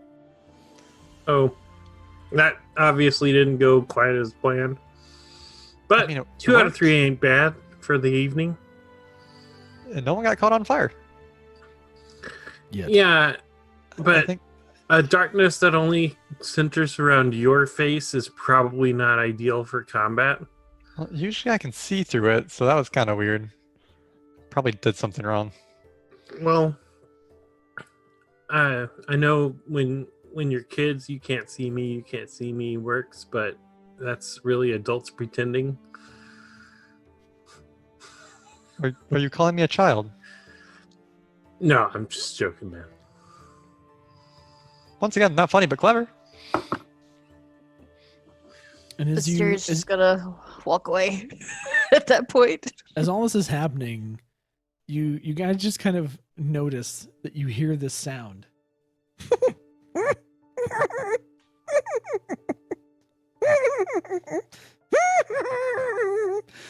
And it's just this really awkward sounding laughter, and you notice that Droop is just rolling on the ground in laughter, like full clutching his stomach, laughing at the fact that Leif had the darkness around his head and then everything that happened, and he's just having such a good time with all of this. It's so funny. The darkness, the light, it's so cool. And the night continues to grow dark, and a lot of you make your way back inside. Does anybody like to RP anything else before you go to bed? I'm gonna get cleaned up before I go to bed. Actually gonna take a bath. Leif, we made if I some can. progress. We made some progress today. I think once you get some more rest in you, then Hold the phone. Godoruk wants to take a bath. Sleeping filth. I mean, there's the first time for everything. You should probably clean your bag too. It We're just probably gonna have smells a- by now. We're going to have a montage of Godoruk going into kind of the bath area of the tavern and kind of filling up the big tub there with hot water, kind of taking off his armor and clothes and everything. Wait, And- what kind of channel are we running here? And 'Cause- totally just like gets in and starts having like a Geralt of Rivia moment where he's just kind of like swirling the water a little bit, enjoying Nice. the hotness. He's just kind of Make sure you check out OnlyFans/Dungeon Nytes. and then, gets clean and decides to go back up to his room. Droop is continuing to giggle to himself as he gets up to his room for the night. And as you all settle in darkness happens upon you. Before Ashin goes to meditate, he will go to Leif's door and knock on it. Ooh. If kind of was just glancing through a couple things and gets up and opens the door. Oh, yeah, Shane, what's up? Hey, can I talk to you inside? I mean, we are inside, but yes, come in. He just kind of steps aside. And I will walk into his room. Can I close the door? It's nice that we had got to see Droop laugh. Yeah, it's nice. I feel like we'll get to see that more often, though. I'm glad. And I'm glad. Especially since when we first met him, probably never got that. So, after Leif shuts the door, I wanted to talk to you about something that I have commissioned the blacksmith for. Okay. I've commissioned the blacksmith to create a great sword for Godoruk. Okay. Using the Nothic bones and some of the various hides and a spider eye. Sounds intricate. Yes, but what I was wondering is if you would like to contribute maybe some type of, I don't know, sorceress writing on the blade or some kind of engraving. Engraving could work. Yeah, I think I could probably think of something to engrave onto the blade. I just I wanted to provide this for Goderic to show that he has worth with us. Does he feel like he doesn't? No, but I understand from my own kind of living on the outskirts, I understand how lonely it gets. Fair. But I want him to know that, like, he doesn't have to be lonely here. Like, we're not just a merry band of adventurers. You know, we have a bit of a family mechanic that's kind of starting to grow. I'm starting to kind of really accept my place here. Yeah, that's uncharacteristically, but now characteristically sweet of you, Ashin. It's kind of nice to see you go from, well, when I met you, and now this. And because I don't want to spoil the surprise, Ashin will take the moment and give Leaf a brief backstory about Ashin and what happened to him. Ooh. Okay. So, do you want to summarize that for us as to what you would tell him? I'm going to explain to Leif Ashin's childhood and being raised in a wood elf village, in a prominent family of hunters that provided for the village, and the following destruction of his village by the incursion.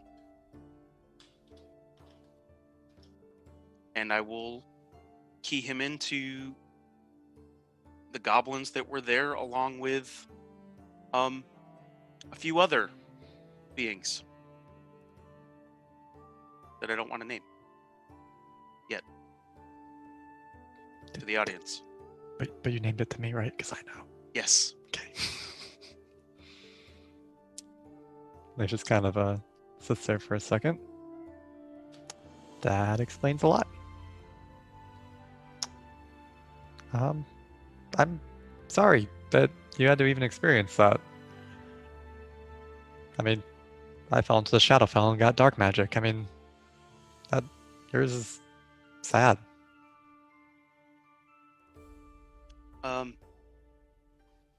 Yeah, it's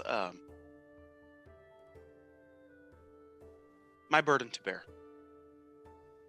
Well, you had Asteria, and the rest And of us. she has been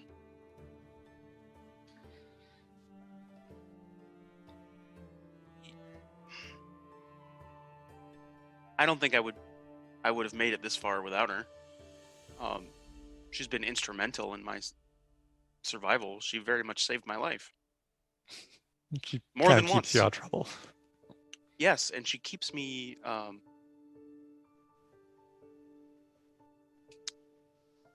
focused, Life kind of balanced. puts his forearm up and kind of like does like a motion like this to his wrist. Focused?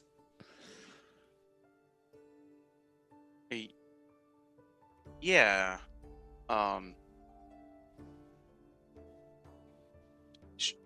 Yeah. She keeps me in check in that regard. Well, you have some sort of evil brand, and I've got a demonic voice in my head that tells me to do things. So maybe you and I can figure that one out together.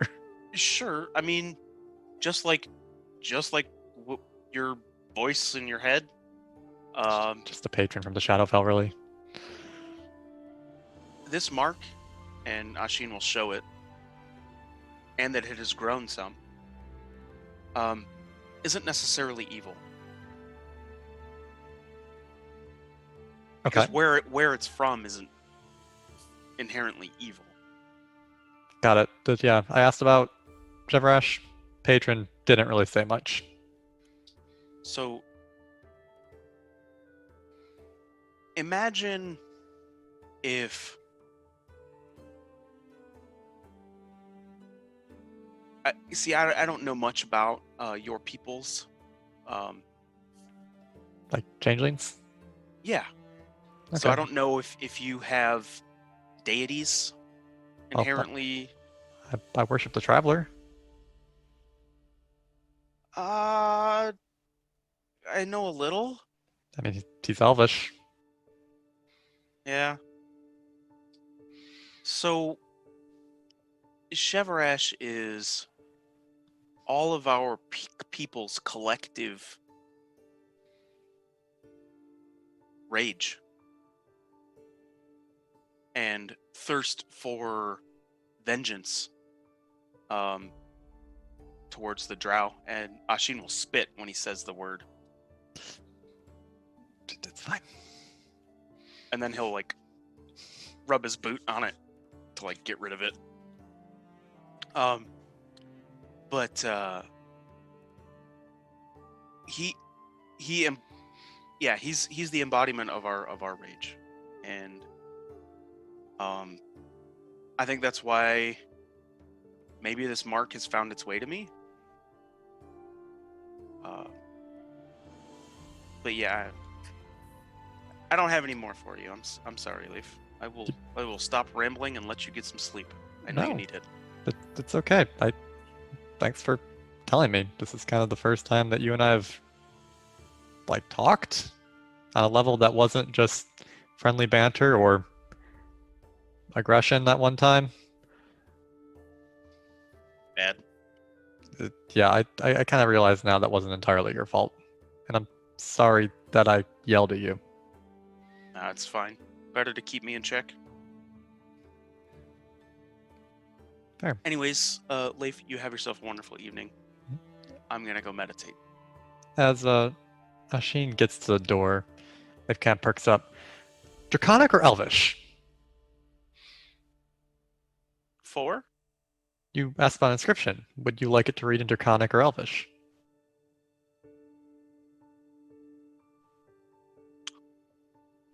Can we do both? Like part of it's in Elvish, part of it's in Draconic, or you want me to mix the script? Because I don't think they work that No, way. like do like maybe on one side of the blade it'll be one, and on the other side of the blade it'll be the other. Same Oh. words, two Just- different languages. Yeah, we could do that. Mm, So Yeah. you can read and write Draconic as well as speak it, correct? yeah, of course. I have a mild interest in the language. I may come to you at some point to study some. Sure. More than happy to help. Draconic's actually a really interesting language. And dragons are really interesting. That's kind of why I wanted to talk to them before trying to murder them. I like to hunt, and I like to Clearly. understand what I'm hunting. So, yeah, if you even have any notes on dragons at all, I would love to read them just to get a better understanding of their physicality and kind of what they're able to do. Any notes I had were left back in Mirabar where my home was, so. But wonder- I definitely remember quite a bit, so just, yeah, come to me sometime and I can get you an inscription tomorrow morning. I'll think about it. we can, yep, and we can talk at coffee. Perfect. All right, you have a good night. You too. And Ashin will walk out of Leif's room and close the door quietly and head outside. Leif will just take that time to spend 15, 30 minutes thinking of an inscription. Once he thinks of one that he likes for Godoruk, he goes to bed. Everyone settles in for the evening. Outside in Phandalin, the streets still move, people coming and going, mining, bringing all manners of goods in and out of the miners' exchange. But in the tavern, it's nice and quiet. The moon rises, the moon falls, and the sun crests the sky. Ashin, you have been up after your meditation for a little bit, and you have been sitting in your room. You notice that you can start to smell that oh so amazing smell of coffee from downstairs.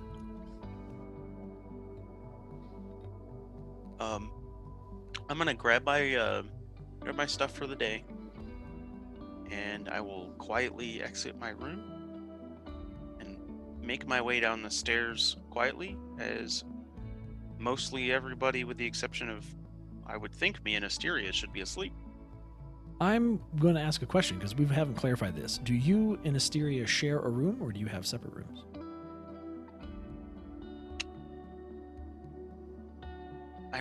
I think everybody has their own room. However, Rydoth is in my room, and I spent the evening meditating in the room while Rydoth was in there. Okay, fair enough. Do you want to give me a medicine check on Rydoth?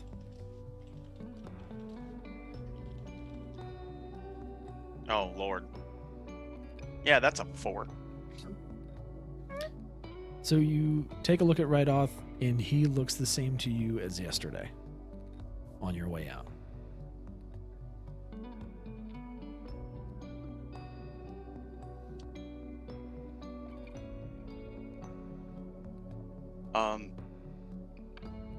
So I will actually walk, before going downstairs, I will go knock on Asteria's door very quietly.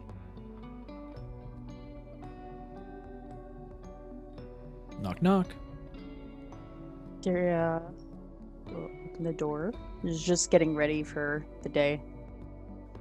Hey, can you come just make sure Rydoth's okay?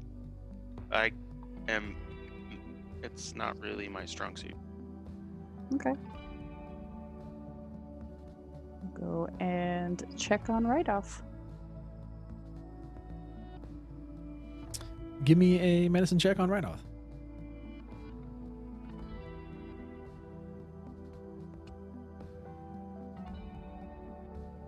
Ooh.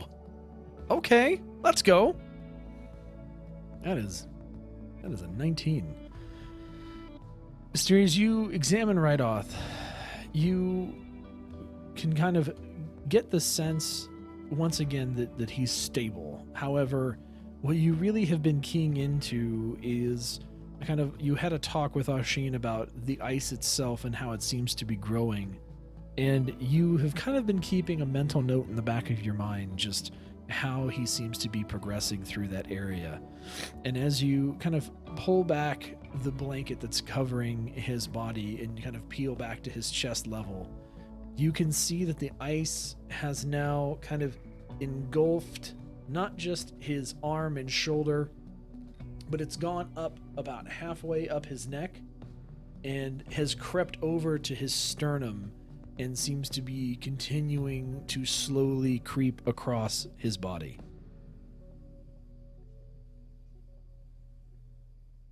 That has definitely grown since I last saw it. He's definitely stable, but yes, it's still growing. Is there do we have like individual like little fire pits in our rooms? Not right now. Okay.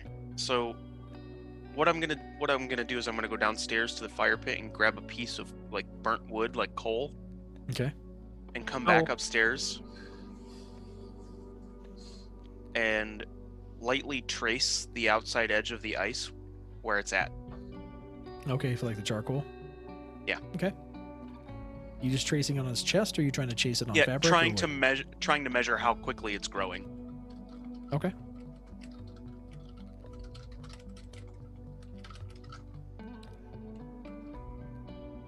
I do somewhat get the sense that We need to move quickly today. I just hope whatever the outcome it works. Because at that point, we have to consider the Feywild. I mean, I'm all for a trip, but I know that the Feywilds can be somewhat maddening. For people who aren't from there, yes. I'm wondering if Sehanine would be willing to bestow a blessing on us so we don't go mad if we have to go. All I can do is ask. True. Would you like some coffee? I would, actually. I smelled it as soon as I woke up, so somebody's brewing. The two of you And- walk downstairs, and as you do, you can kind of sense the smell of coffee getting stronger. And you look down on the bar. Seems to be that kettle that is just kind of slowly steaming, sitting there with a couple of mugs next to it. And out of the kitchen comes Droop. Oh, good morning. I made coffee. I hope it tastes good. Drew, thank you. I thought you would have been asleep. No, I'm up early.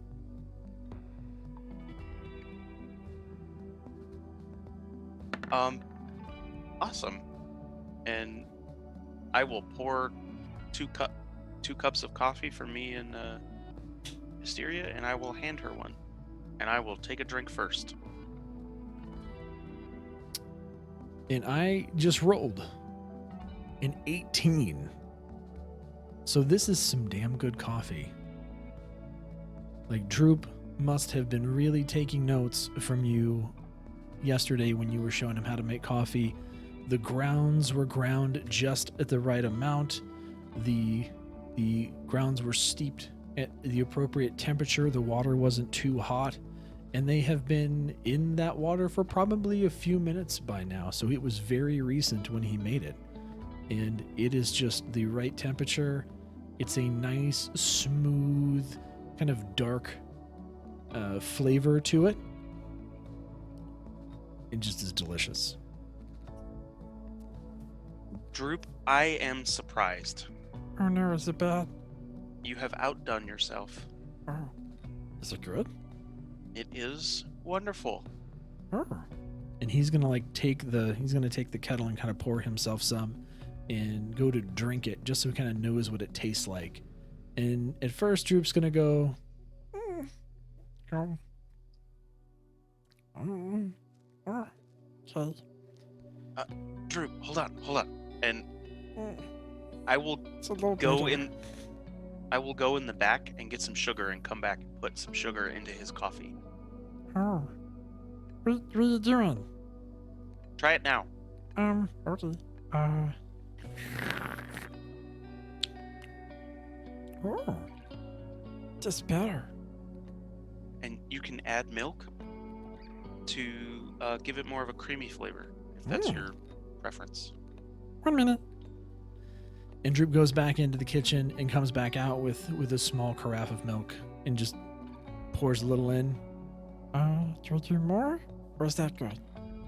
So I pour the milk in until I see the milk turn up from the bottom up to the top, and it turns kind of a tannish color. Oh, okay. And Droop kind of pours a little bit more in and uses the little spoon that he has to stir it up, and then takes a drink. Oh, that's much better. It was a little yucky at the beginning, but I like this. And he just kind of goes and sits at the bar and just drinking his coffee. And I will drink my coffee black. Asteria, how do you take your coffee? Tyria normally drinks it black. They survived out in the wilds. They didn't really keep sugar and milk on them. Mm-hmm. Get used to drinking it without. As you guys complete your coffee, Droop takes all of the coffee goodies and utensils and mugs and takes them back into the kitchen. I'm gonna go see if Toblin needs any help at the inn and see if he has anything for us for breakfast for the rest of everybody when those sleepyheads wake up. See ya! And he leaves and goes through the kitchen. Bye.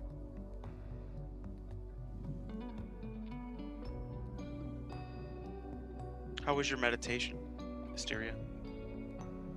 I haven't received any more visions from Sahanine, so it was restful.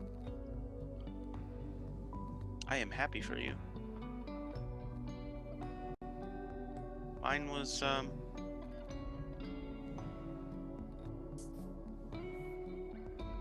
short. I just hope that this works. Me too.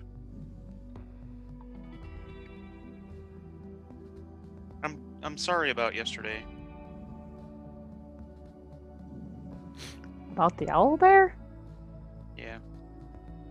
I mean, it was doing its own hunting. You guys just killed it.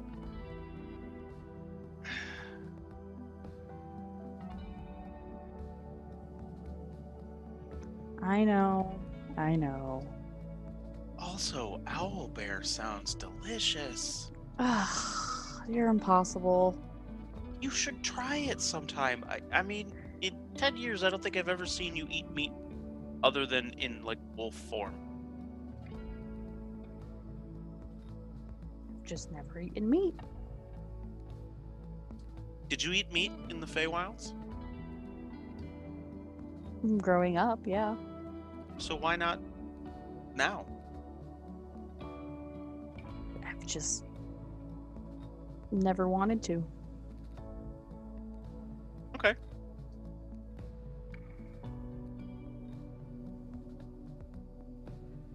You should have tried that grick. It was really good. Ugh, that thing was slimy and it smelled. Not after it was cooked. Nope.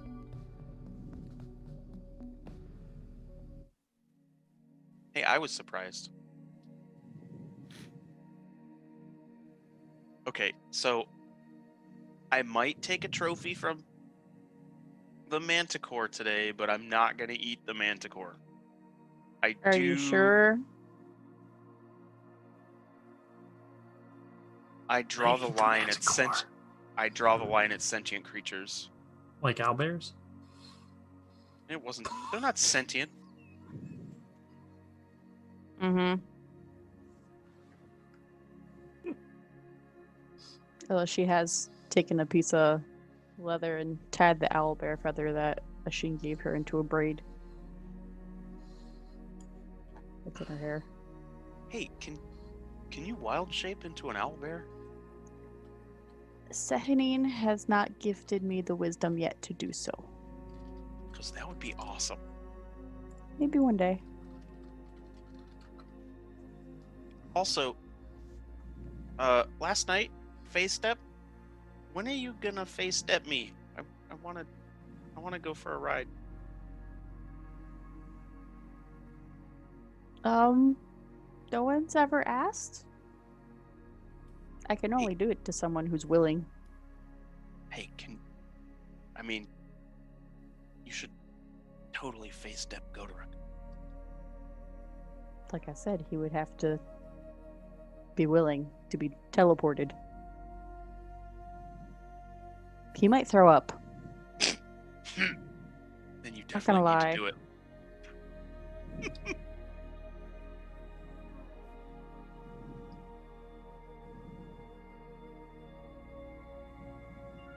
So as you as you are sitting there talking, Asteria, you are all of a sudden going to be kind of hit with a feeling, and I want you to give me a Constitution check. Uh-oh. Check.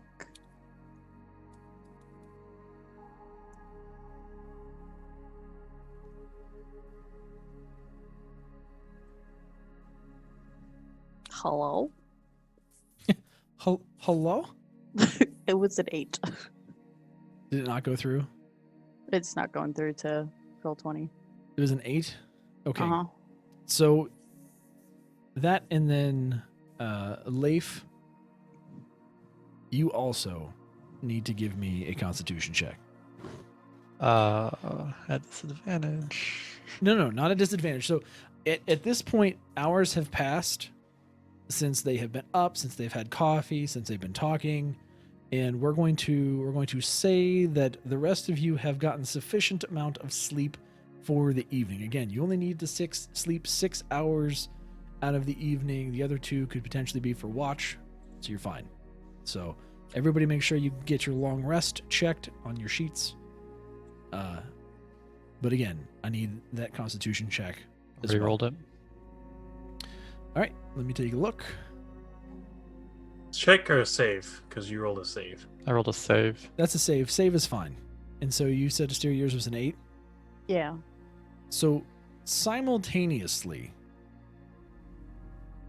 Leif, you're going to be kind of in the kind of really light sleep, right? Where like your REM is completed, and you would almost naturally be willing to wake up, but your eyes are still closed and you're still just right on the touches of reality. Leif, get up. It's happening. Today. Now. Just kind of sits up. What's happening?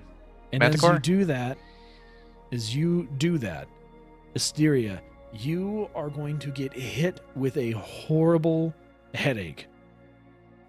You're going to start to see flashes in your mind as you drop off your stool onto the floor to your knees as your head feels like it's about to pull apart. Forgive me, child, but you need to go now. And as you hear Sehanin's voice in your head, you're going to see visions of windmill and Manticore and a woman in the windmill being attacked by the Manticore. And it's just going to hit you super fast. And for probably 5 seconds, you're going to feel like your head is trying to turn inside out, and then it's going to subside. With you left on the floor. Syria's gonna obviously be groaning in pain. We I'm need gonna to get pick her up. people up.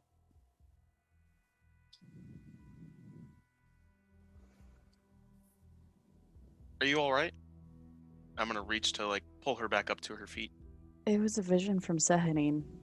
She showed me what Leif was describing from his patron, the windmill and the Manticore and the woman. And she said that we need to go.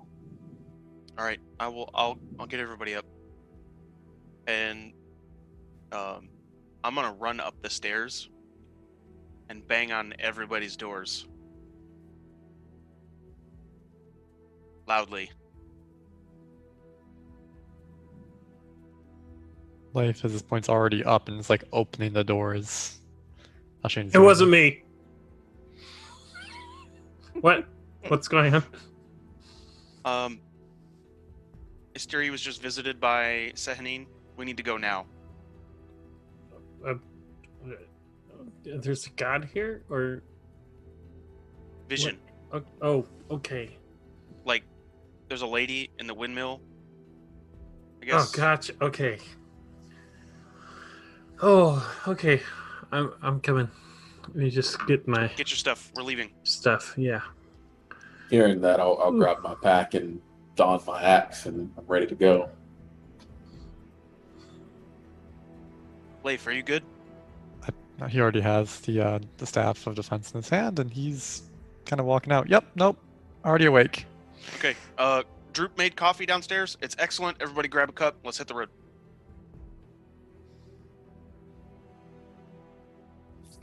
bolts down the stairs and gets a cup of coffee and just kind of leaves with the mug.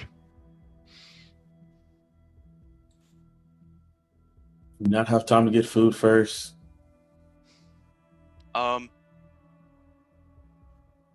It sounded urgent. Just Fair enough. Grab an She's still apple. kind of like We have rubbing apples. her head. Yeah, I'll what? grab like 4 apples, start munching on one core and all.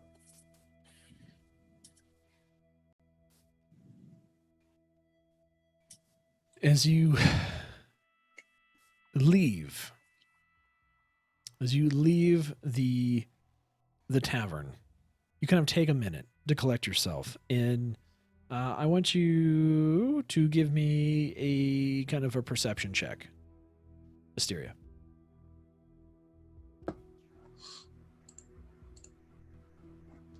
Oh, okay. That's a Let's go, net 20.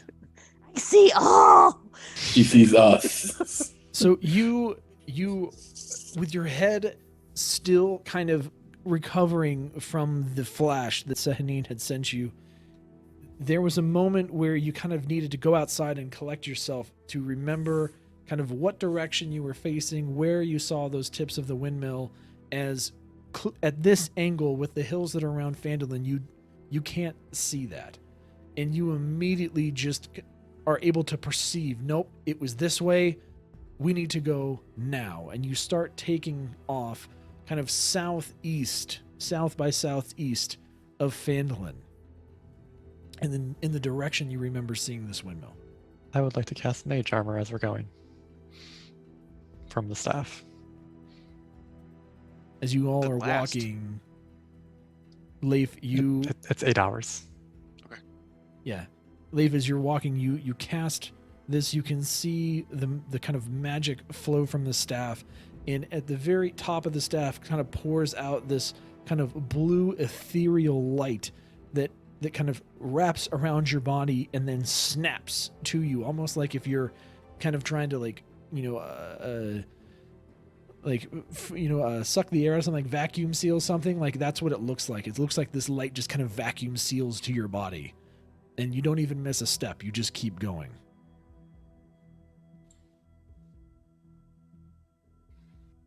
Somebody else had something to say. I didn't mean to cut you off. Nope. We're good. Okay.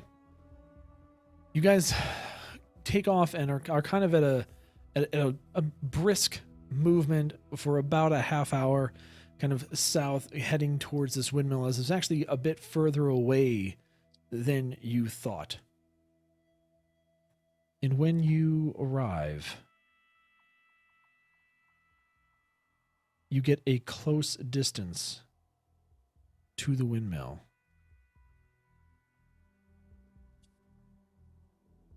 I'm going to move you in Roll20 to the correct page.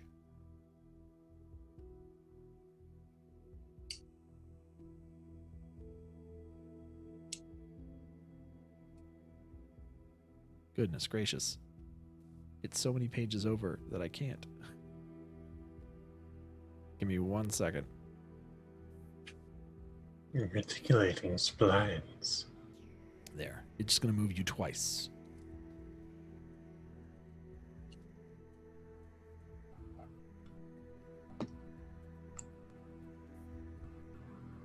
Let me know when you guys can see your tokens.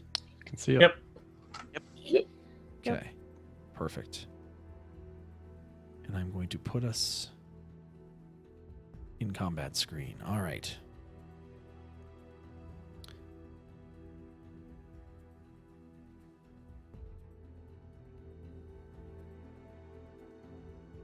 As you reach the bottom of this hill, you can see that approximately a good 150 to 200 feet uphill is a large windmill. And you can hear kind of the sound of flight, and you can faintly hear the calls of help from a woman. And I'm going to ask you to give me initiative now, just so we have it.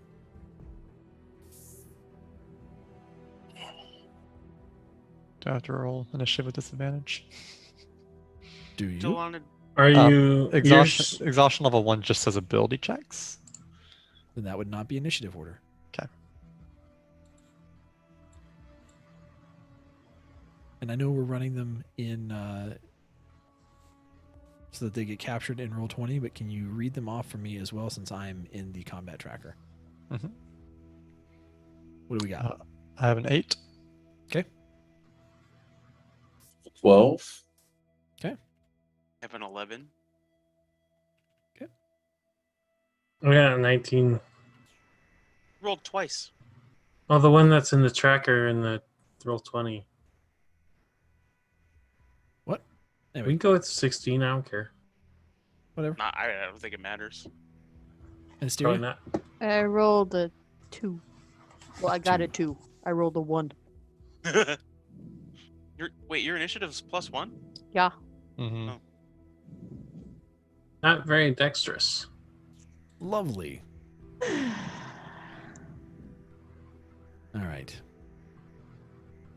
For some reason, not all of those initiative rolls made their way over into Roll20, but that's okay. It's kind of acting funny tonight, I feel like. Oh, that's weird. It is You have fine. to click your token first. Yeah, Oh, you have that's to click right. the order first. Oh, It's totally yeah. fine though. Don't worry about There it. we go. I'm gonna have the order otherwise. All right.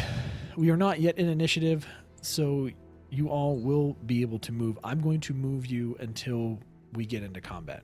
So just FYI. Sure. You guys hear these noises. What do you do? That way. Yeah, we might need to go help this person. Just kind of runs towards the windmill. Same. Yes. Yep. Guess I might not be talking to it. As you run up the hill and get closer to this windmill,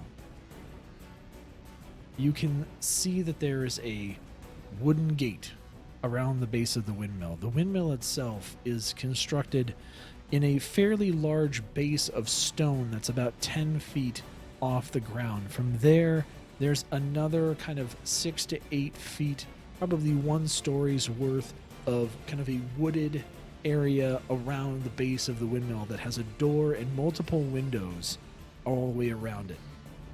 On top of that seems to be another smaller area on top where you would assume kind of houses a mechanism, and then a large enclosed area with the windmill attached to it. And the windmill is running. It seems to be, flowing with the wind. You cannot yet see the source of the noise, but you can just continue to hear this woman, "Help! Help!" And you can hear the sounds of kind of like clawing on wood, and what almost sounds like a kind of like a weird kind of a roar, just a.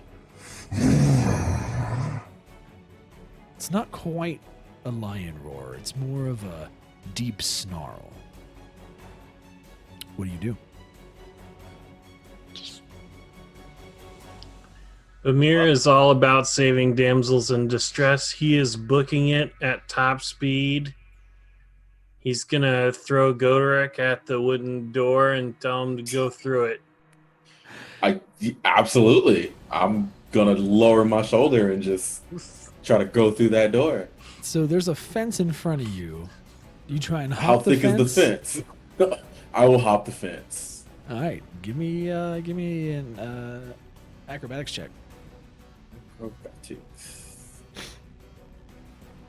Do you want that for all of us that are repeating the same? Sure. A 9. Goderic, you make it, but you catch your foot on the way over, and you kind of stumble and hop a little bit. It's not as graceful as you want. Bamir, you sail over this. Oh, no. This fence. You basically just one arm grab the top and just nicely bring both feet over like it's no big deal.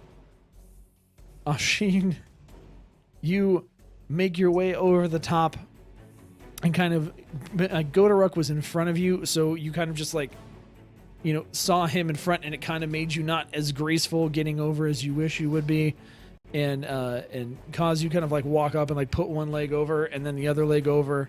And Leif, you do the same. Oh my god. You clear this poor fence and realize that you cannot see this creature, but you do start to see what looks like kind of a stone yard around the side. Unfortunately, the door to the lower half is not visible to you, even though I described it that way. I'm sorry, I'm a bad DM. But all you can see is the base, and you can see windows from the angle that you're at. Do the screams sound like they're coming from that room or from a different one? They just sound like they're coming from the center of the windmill. Okay, and there's no door in front of us. Just No door, clear. just windows. Okay. There's Okay. no door, just windows. Which Does side? it look like there's a path that would go to the door? There's just what you can either choose to go around the right or the left. It's up to you. I'm gonna go around to the right. I'll follow him. I'm going to let you guys control your tokens now. Oh, look at us. Are we in combat movement time? Not yet. I'll head around. That's good. I see a hot chick. I'm going there. Still no door. I'm just kidding. I don't know if she's. I don't even know if she's hot. All right. Leif, where are you going? I'm Leif just is following the party. staying with the party. Staying I'm with the party. so impressed. This deserves the first time for everything. I still have exhaustion. All right, You, I'm gonna you keep hear running this around. woman. You hear this woman's Oh, cries. God. Stay out of here, you beast! Stay out! I'm not even at the door yet. You once Um, again continue to hear this.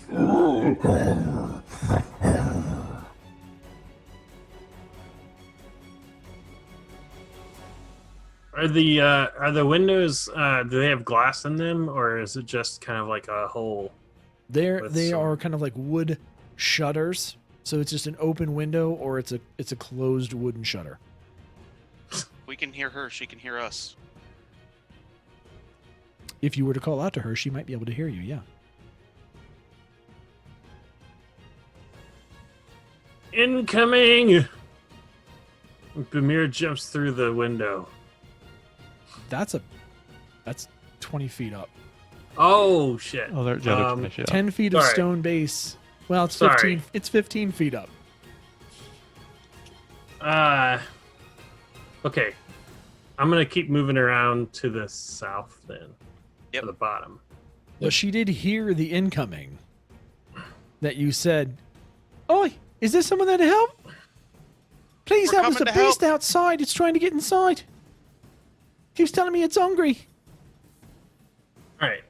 I can see it now, right? Yep. So as you all move around to that side of the building, we're going to go into combat movement and into potential and into initiative order. No one was moving stealthy, correct? Nope. Nope. Mm-mm. Definitely not Running. Bamir. Full Right. tilt. Let me make sure that the view is good. From here, you can now, as you round this corner, as you continue to hear the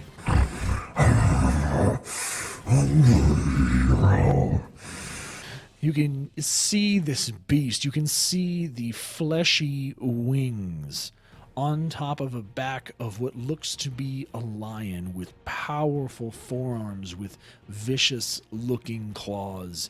You can see a spines that go all down its back that seem to be individual, that lead down to a tail that looks like a club, just completely covered with long, sharp, spiky spines. There seems to be a mane around a head, and as the face peeks around the corner, it's like an elongated human face with large fangs and a pulled back smile, almost like if you remember what the vampires looked like from the original Fright Night, like that kind of long, elongated mouth with lips with big old fangs and a mouth and rows of sharp teeth, that kind of face with these really drawn out eyes that seem to have that real kind of cat's eye to them. And it just snarls at you.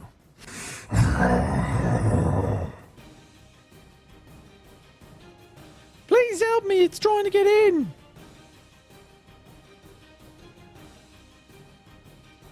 Oh, we'll kick its teeth out.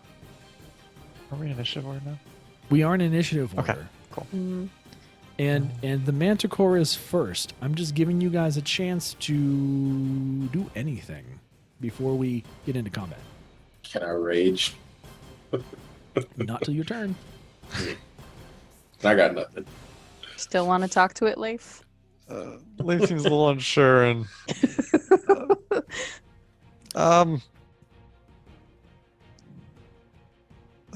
hi, if you're hungry, we have owlbear.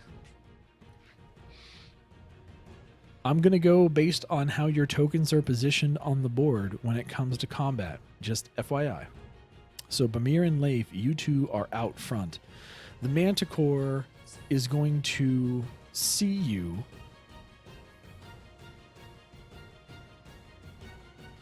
and jump over what looks to be a dilapidated rock wall, and then jump into the air another kind of 15 feet. So he's just hovering above the ground. And he is going to attack both Leif and Bamir with tail spikes.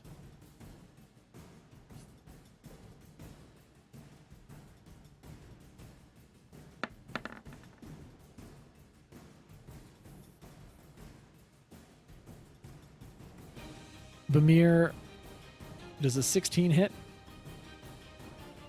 Yes.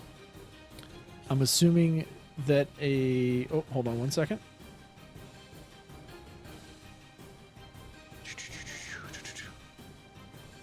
It's a +5, so that would actually be a 21 to hit. And the other two would be... Leif, I'm assuming that a 12 or an 11 do not hit. They do not.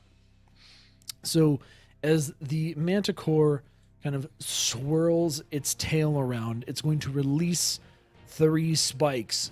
2 that go at Bamir, 1 that goes at, or excuse me, 2 that go at Leif, 1 that goes Bamir. The 2 that go at Leif, they kind of hit the ground in front of you. And Bamir, 1 kind of hits you in the leg. And that is going to be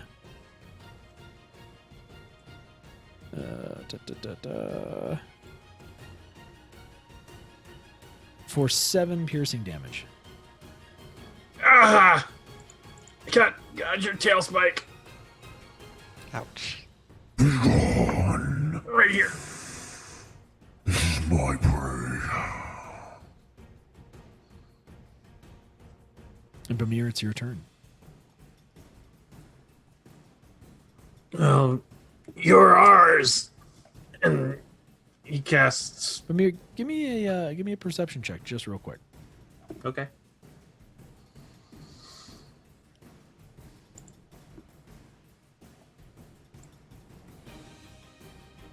Bamir, as you have been hit now by this beast, as it's gotten closer, you can see its form, and you can tell that its sides, you can kind of see what would be its rib cage.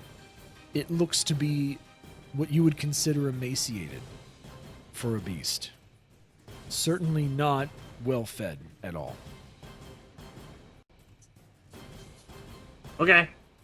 Just as an FYI. There you go. Yeah, I'm gonna cast Shatter. Well, no, I'm gonna cast. Yeah, I'll cast Shatter right above him. I'm gonna cast it at 3rd level like a boss. What's the area of effect on that? It's a 10-foot Okay. radius burst. Gotcha. But he's gonna cast it just like right on top of the Manticore, Sure. so that it basically only hits him.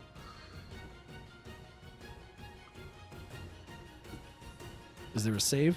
I'm looking at it right now. It is Con 14. A Constitution save. All right.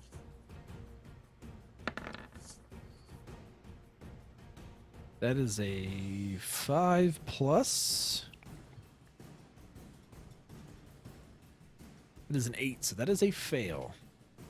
All right, he takes all of the 4d8 thunder damage.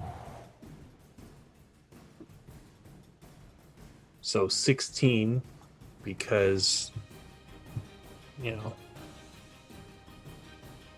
Vermeer, as you rip out this spike and chuck it to the ground, you pull out your lute and you thrum very hard this silent kind of tune, which then materializes this ball of energy right above the Manticore, and with a loud you can see the wave just kind of hit the beast in the back, and it just kind of in midair feels this burst, and you can see that its wings now have tears in it, and there seems to be small areas of blood trickling off its back.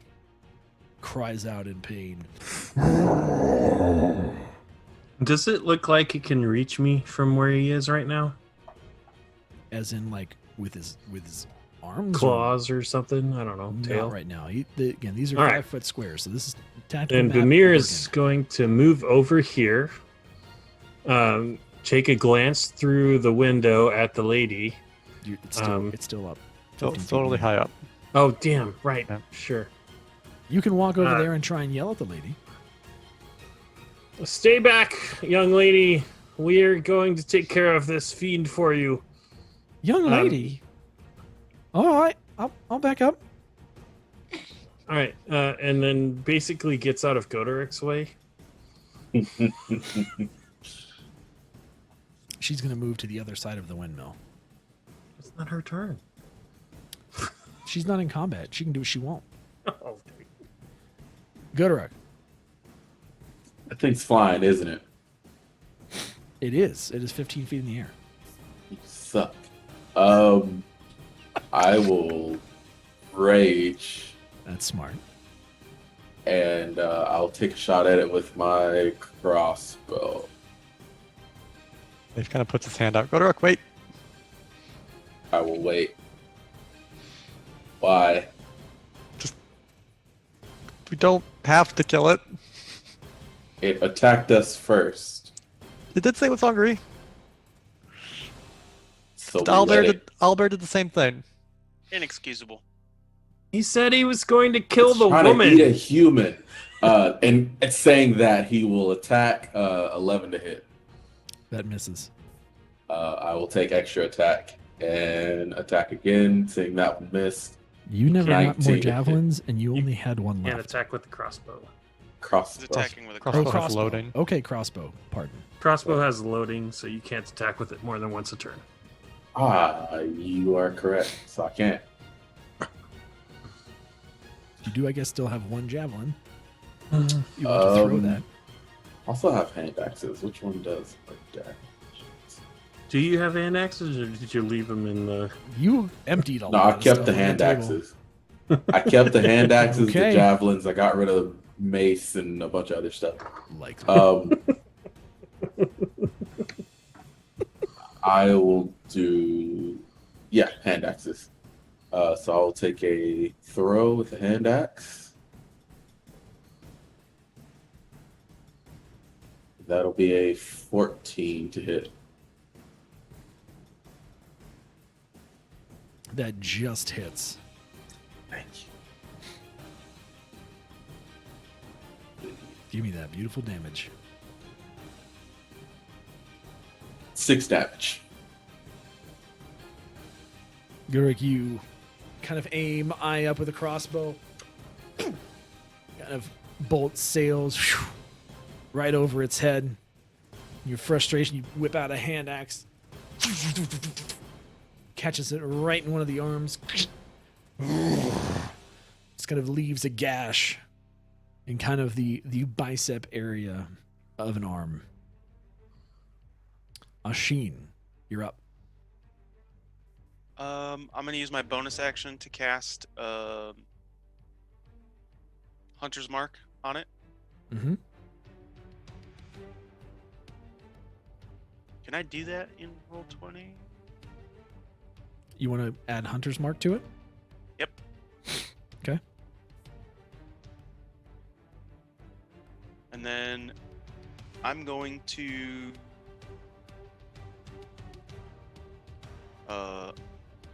move We'll give it a little mark there. to here.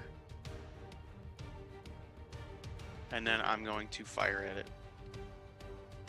Okay.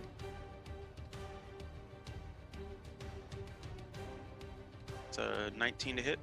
That'll hit.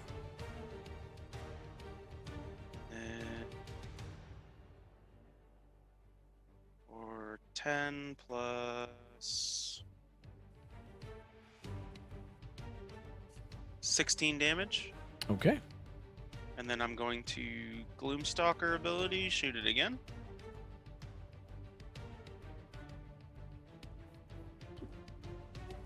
It's a 23. That will hit.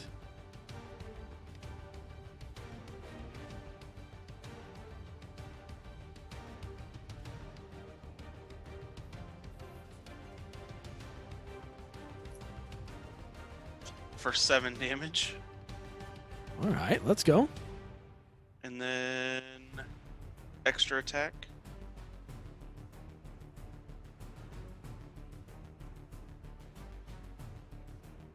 $25 to hit. That'll hit. Man, getting some Roll20 love today. Whew. 13 plus. Let's roll my d6. Oh, that was unintentional. There we go. 2 swords. 17 damage.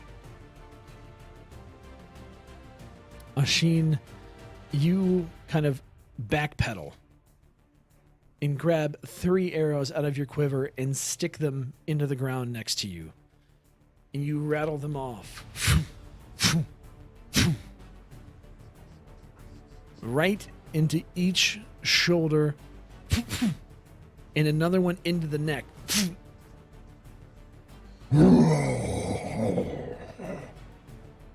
Blood just starts pouring from its wounds, and as you can see that the wings are flapping, and it's still maintaining altitude, but it is looking like it's just moving heavy And then as blood continues to pour from it. to finish my movement, I'm going to move right there. Okay. Leif.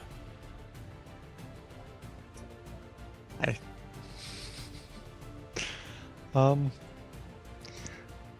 Leif is going to use an action to interact with object and take out some jerky from his bag.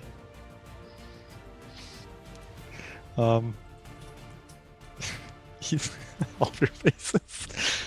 He's going to move kind of just in front and below, kind of looks up with it, one hand extended to the side with a staff, the other hand kind of like up in the air with jerky.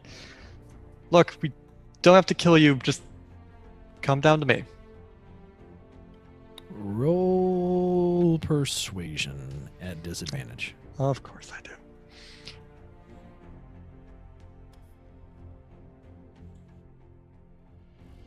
Oh, that sucks. Thank God. Ow! Whoa! Okay. Whoa! For those of you that can't see these, that was one of those a Everybody. one of was a 19 and the other one was it's a 27 and 21 rolls. But a 19 and 13. Woo-hoo-hoo. Hey, Cat, who needs 20 charisma? I do.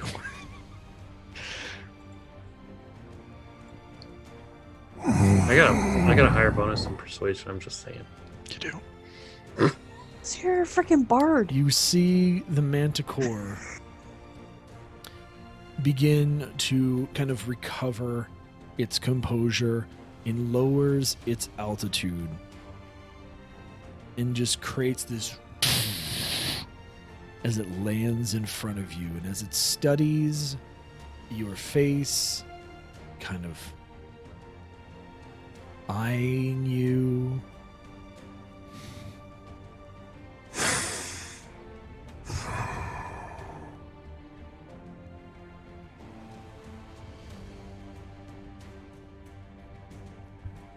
Okay, human.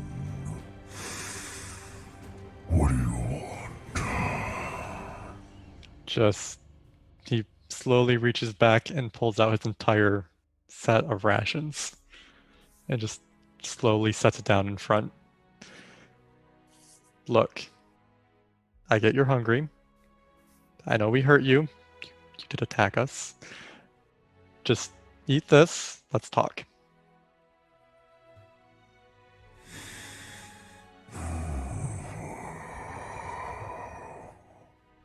He looks around at the rest of you. And I'm going to pause this for RP. The Manticore kind of reaches forward with one of its claws and kind of puts it right on top of the pile of rations and pulls it underneath its belly. And without lowering its eyes to you, takes a bite of some of it.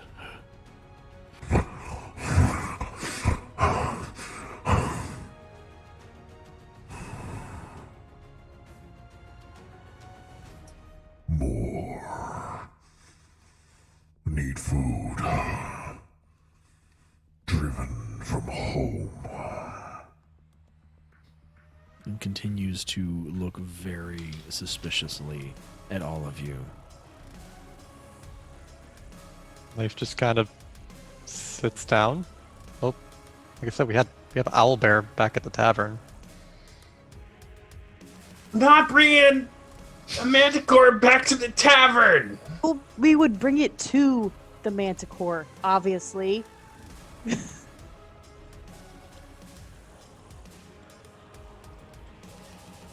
The Manticore is looking very suspiciously.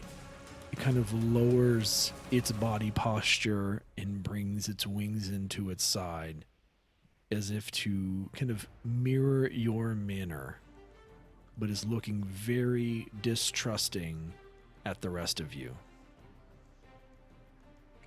Could you guys maybe lower your weapons, No, it's a Manticore.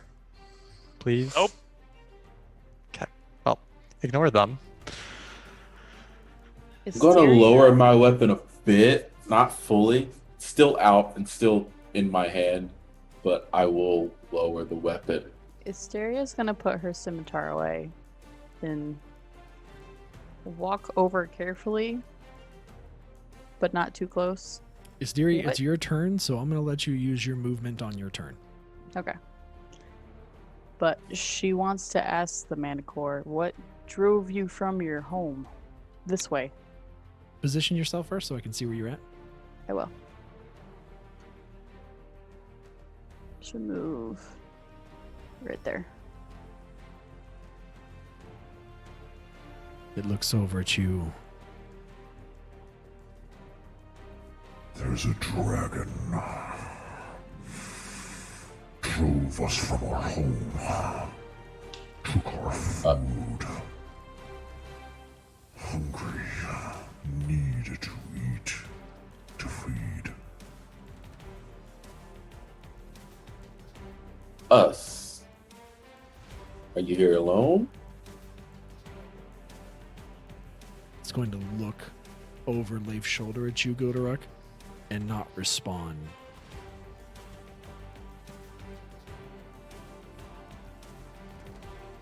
Fair.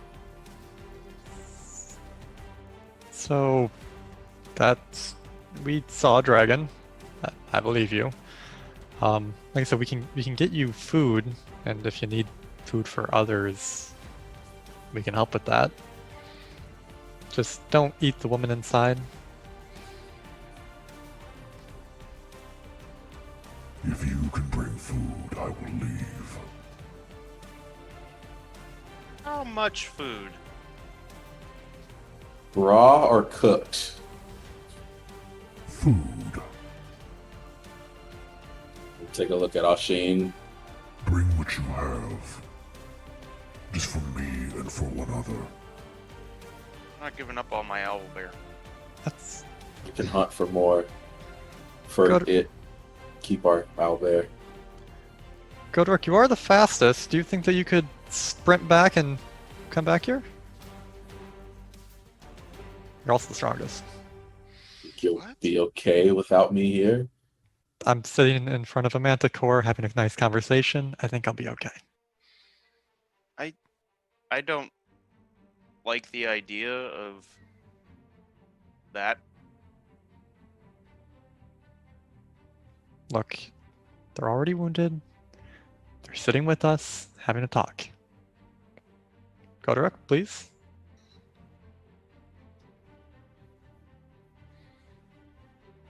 I don't want to die.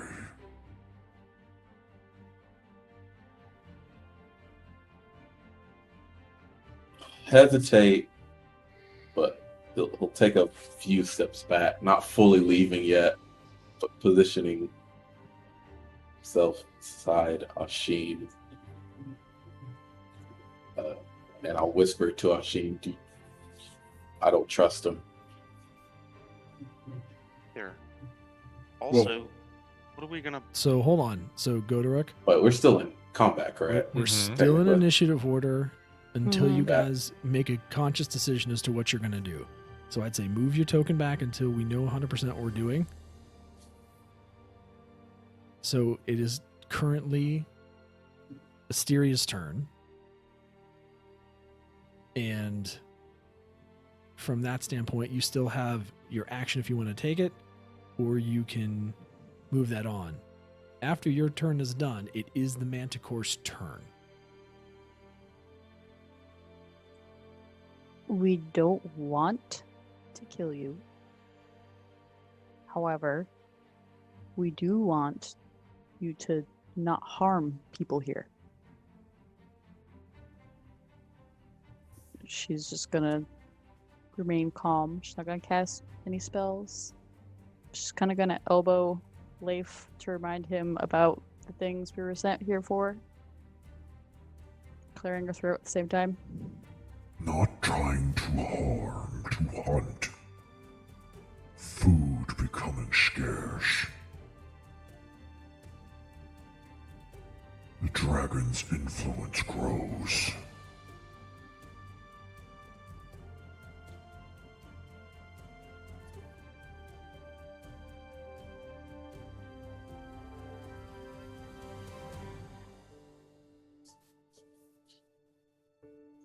I don't know what else to do.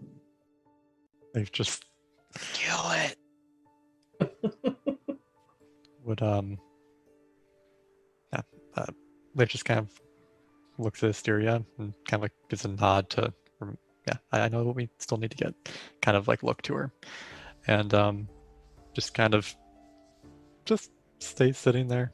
Like I said, we can help with the dragon.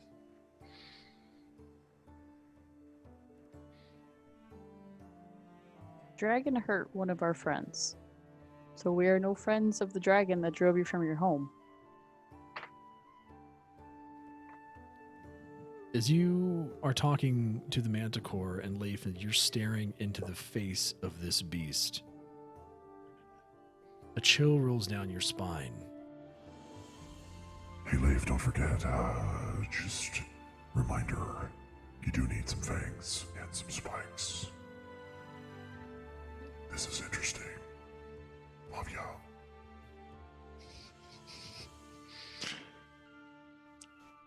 And the chill leaves.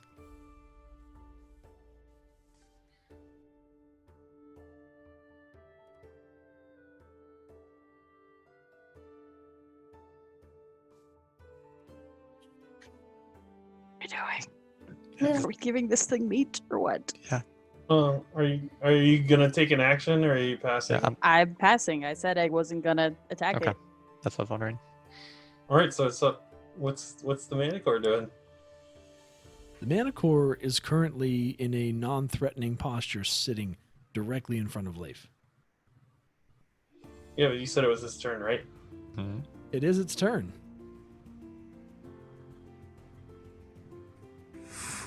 So, food or no food? It kind of turns his head back at Goderic. Kind of like a please face. Not your turn. Turn. Nothing wrong with begging. Better not die on me.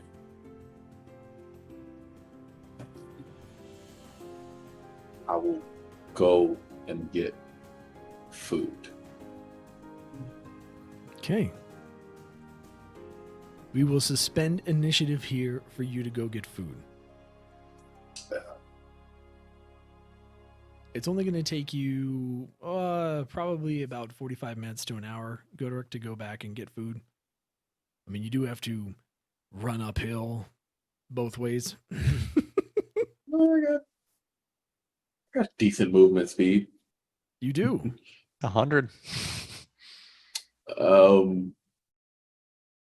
Yeah, I will go back, and I'll actually ask Toblin for as much meat as I can possibly carry, which is a lot.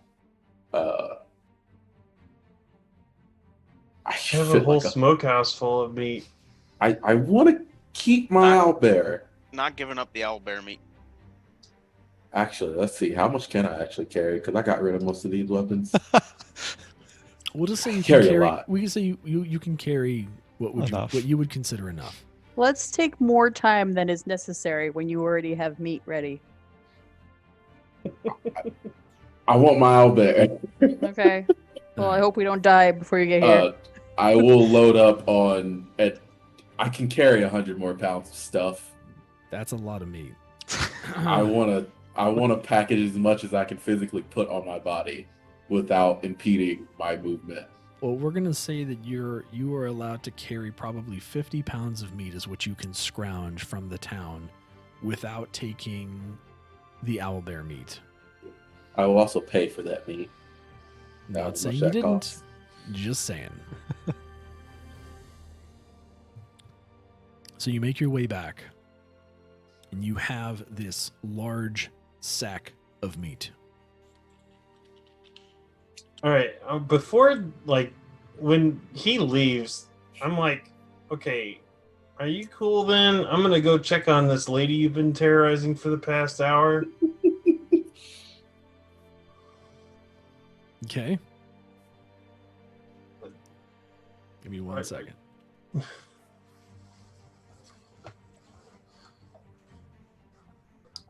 I have not moved from my post. Still staring at the Manticore that I really want to kill.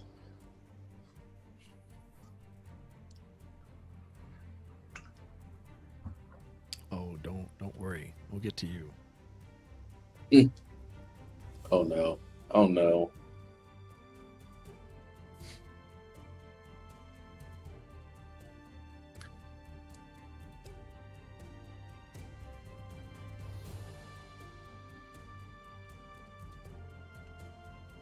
Okay.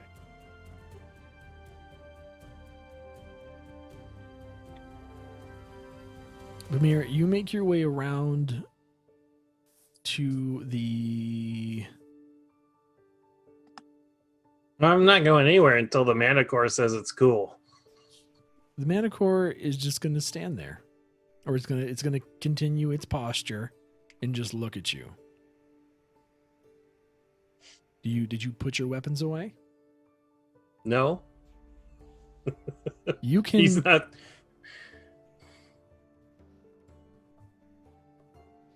Cool. He's not going to point them at him, but he's not putting them away. Just go, human. Manticore can't put his weapons away. And he continues to kind of eat from the pile of rations that Leif had passed him earlier, and is chewing as he watches you walk by, Bamir. All right, he's gonna go around to the front and go check on the lady. She is going to just quickly unbar the door and let Oh. you in. Thank you so much for coming. I No. thought I was done for.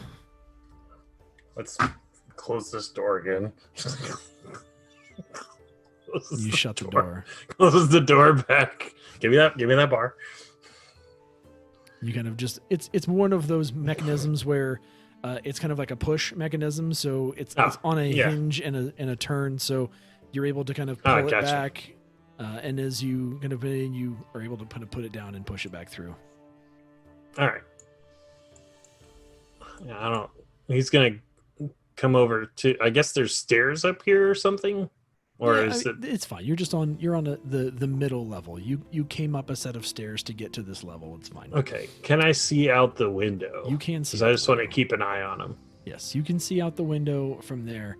I'll have her come over and stand next to you. All right. I don't know how this is gonna go, but I'm just so happy you came. I thought I was a goner. And Bamir, But- standing in front of you is this woman with kind of chocolate brown hair. She looks to be kind of, I don't want to say on the younger side, but probably somewhere in her 30s, right? I guess it's younger side, so somewhere in her 30s. She's not like a child, right? She's a grown woman. And she is kind of wearing kind of a cloak and what you would almost look like is kind of like an alchemist kind of set of clothes, right? And as you look around the windmill, you can see that there is a number of plants and herbs and kind of alchemical kind of devices sprawled around the windmill in a circle around the main mechanism that's still turning. And she just comes up to you. Well, my name's Adabra. Who are you people? my name's Bamir, and we're the Fist of Phandalin.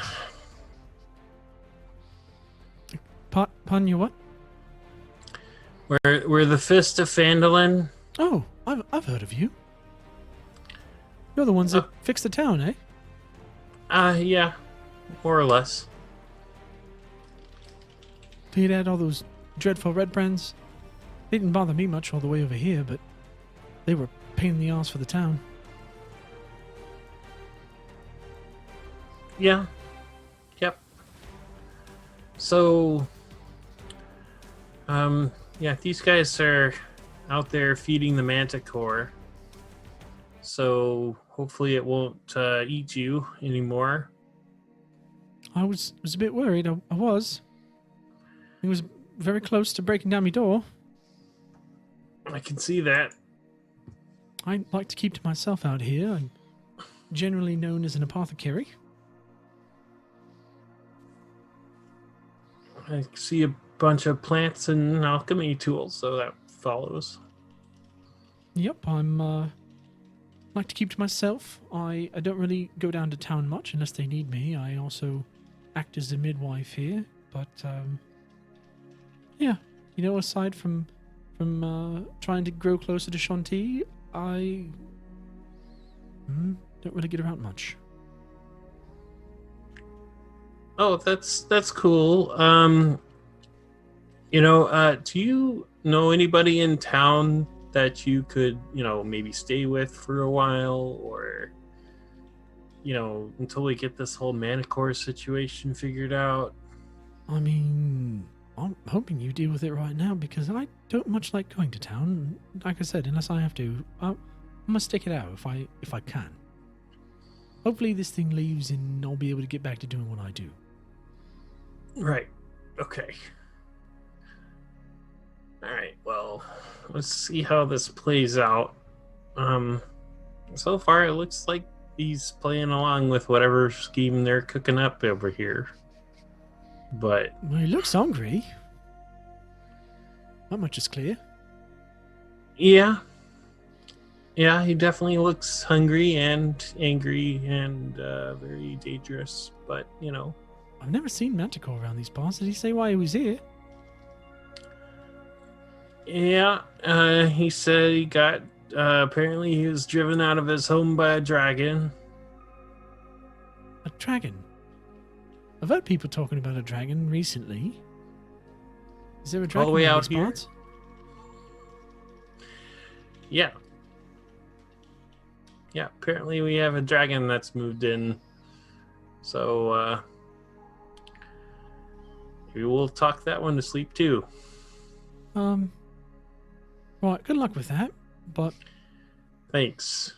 it's a bit disconcerting. Yeah, I'm right there with you.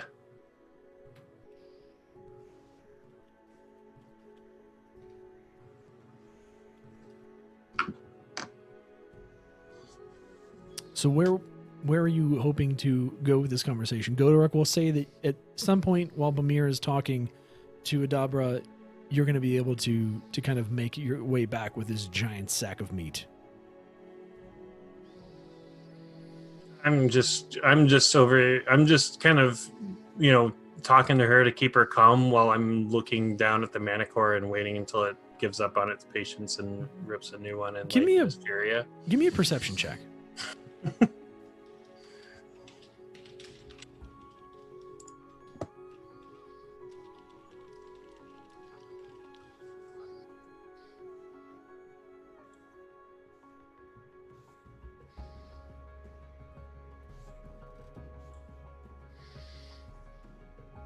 Let's see.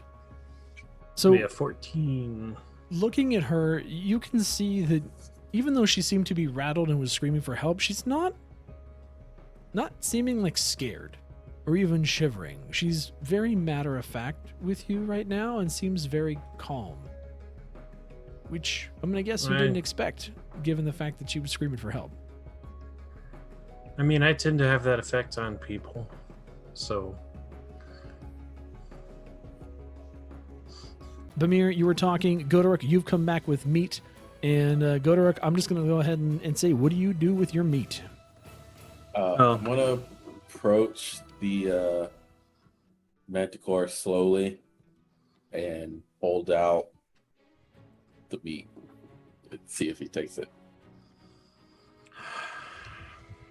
The Manticore is going to look at all of you sharply.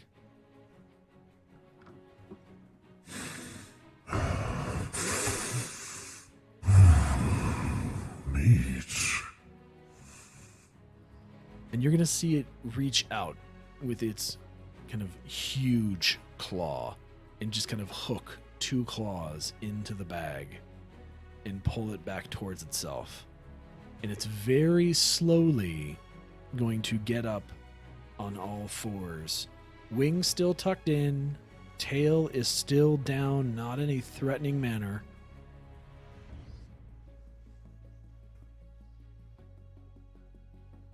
This will do. I'm gonna go now. I won't be back. And he starts to make a move to leave. Leif would like to cast message Okay. on the Manticore.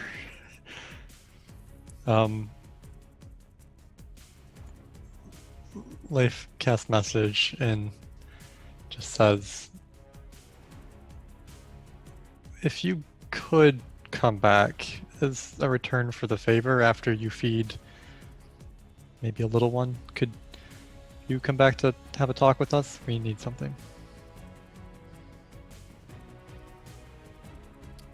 The Manticore is going to, because it's still its turn, it's going to take the disengage action, and it's going to kind of take flight. And it's going to go 40 feet in the air and kind of 10 feet back for its full movement speed. And it's going to look back at you. So again, it really only moves like 10 feet away from you. But it is up in the air now, a good ways. Mhm. It's going to look down. What more do you want from me? Just cast message back. Just saying you. this out. It's saying this out loud. It's not saying this. Oh, it's not saying this back. Okay, thank you. Just kind of looks up. Just would like to.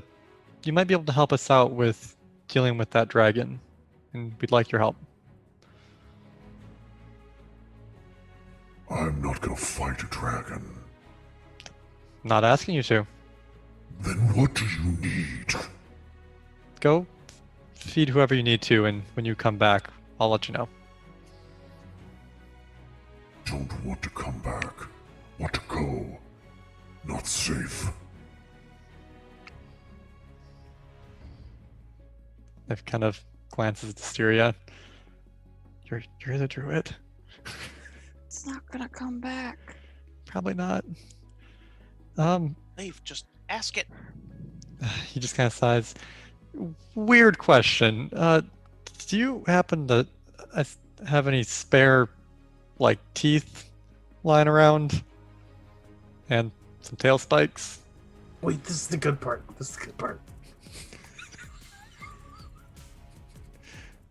Actually, we'll go to the screen. You want spikes and teeth? The dragon hurt one of our friends, and we have to make a potion to heal him. And those ingredients are what we need from a Manticore. But we don't want to hurt you. Do you have any spare?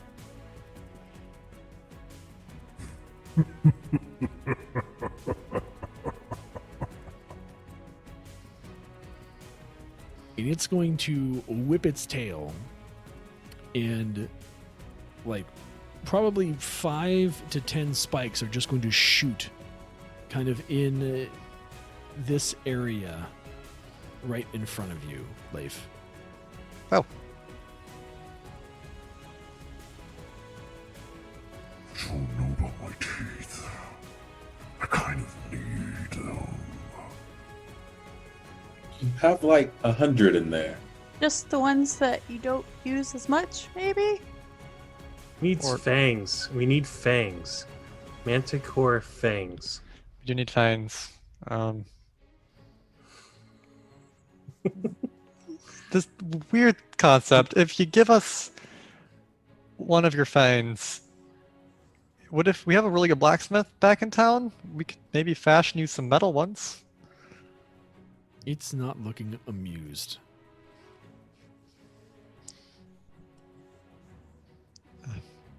It's just kind of like shifts a bit. The one you feed, are they young? Do they have any like baby fangs?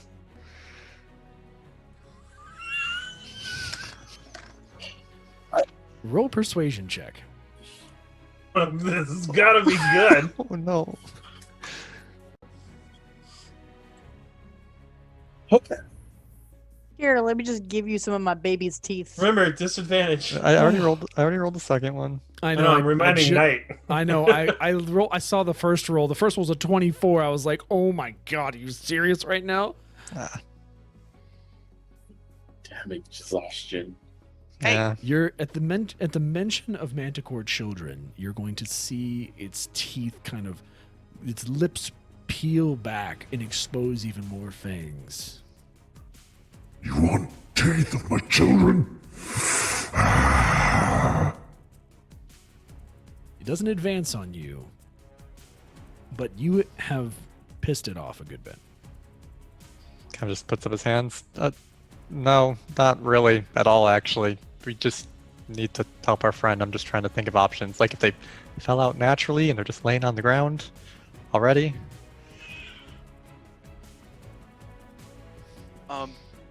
I would like to move up. Okay. To here.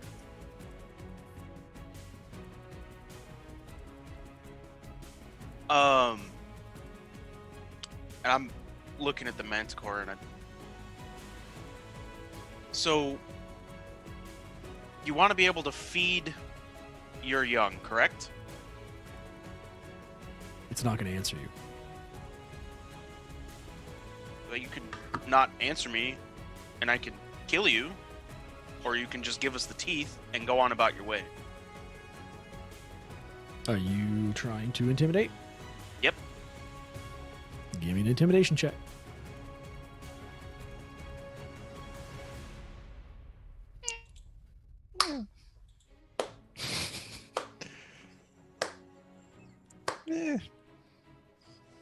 Could be worse.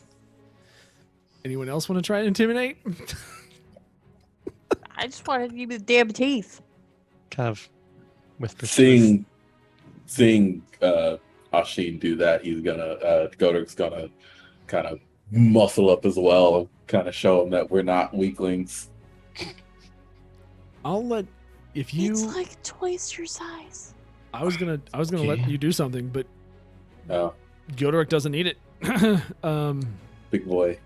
Big boy, the 22. Hashin, as you try to intimidate the Manticore, I feel like you would probably try and aim at the Manticore, and I'm gonna say like the bowstring like slips from your thumb and just like snaps on your hand, and it's gonna look at you.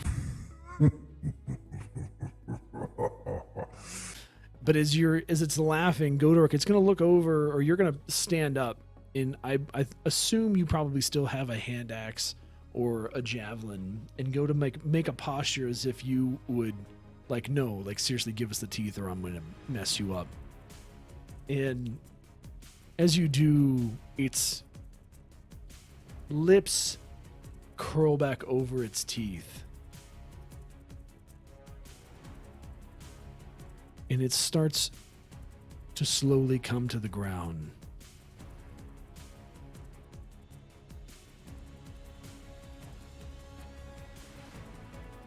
You want fangs, then take them. And it opens its mouth wide and stands there glaring at you. Obviously furious, but giving you the opportunity to take its teeth. How many do we need? Fangs. I'm gonna go with 2. Both of them? All 2. Well, it's the entire Got mouth like is a fangs, rose. right? These are teeth, these are fangs. Yeah, but I wasn't sure how Fangs are- Manticore anatomy is. It has You know- 2 main fangs, and then it has pointy teeth. Okay. Fangs.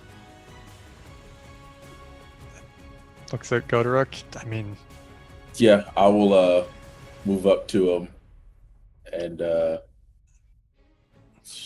I I'll- would help with the other. Like, if you want to take one, I'll take the other side.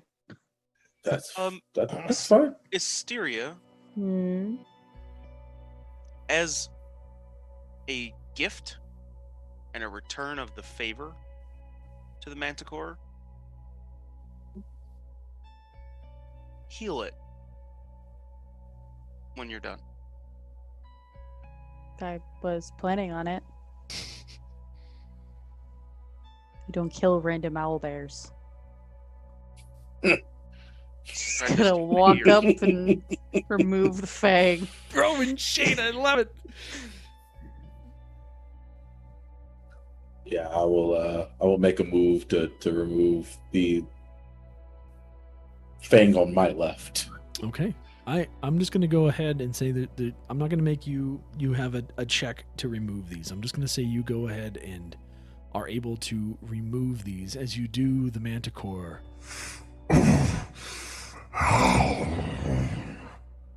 She'll heal him after they're done. At first, the Manticore doesn't know what it is that you're doing, and it sees you raise your hands. And how much healing do you do? Let me roll for it. Enough to give it its teeth back? We'll do... Teeth are gone. Yeah, you can't regrow those. That was a shitty roll. How much? 5. It's better than nothing.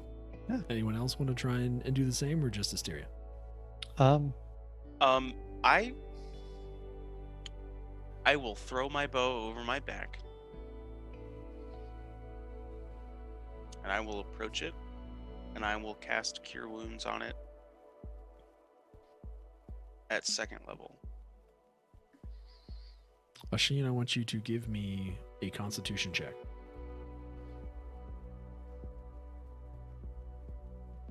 Asteria, as you extend your hands, palms open, and the kind of green light emits from your hands, and the Manticore feels its body being rejuvenated and some of its wounds being closed, you can see that it kind of becomes at ease. Ashin, as you put the bow over your back and walk over, you reach out with your hands as well. What's your Constitution check, Ashin?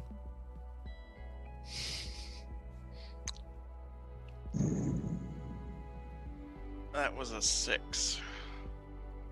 Did you Okay. roll it? Not showing checks for some reason. On was a roll 6? 20. Yeah.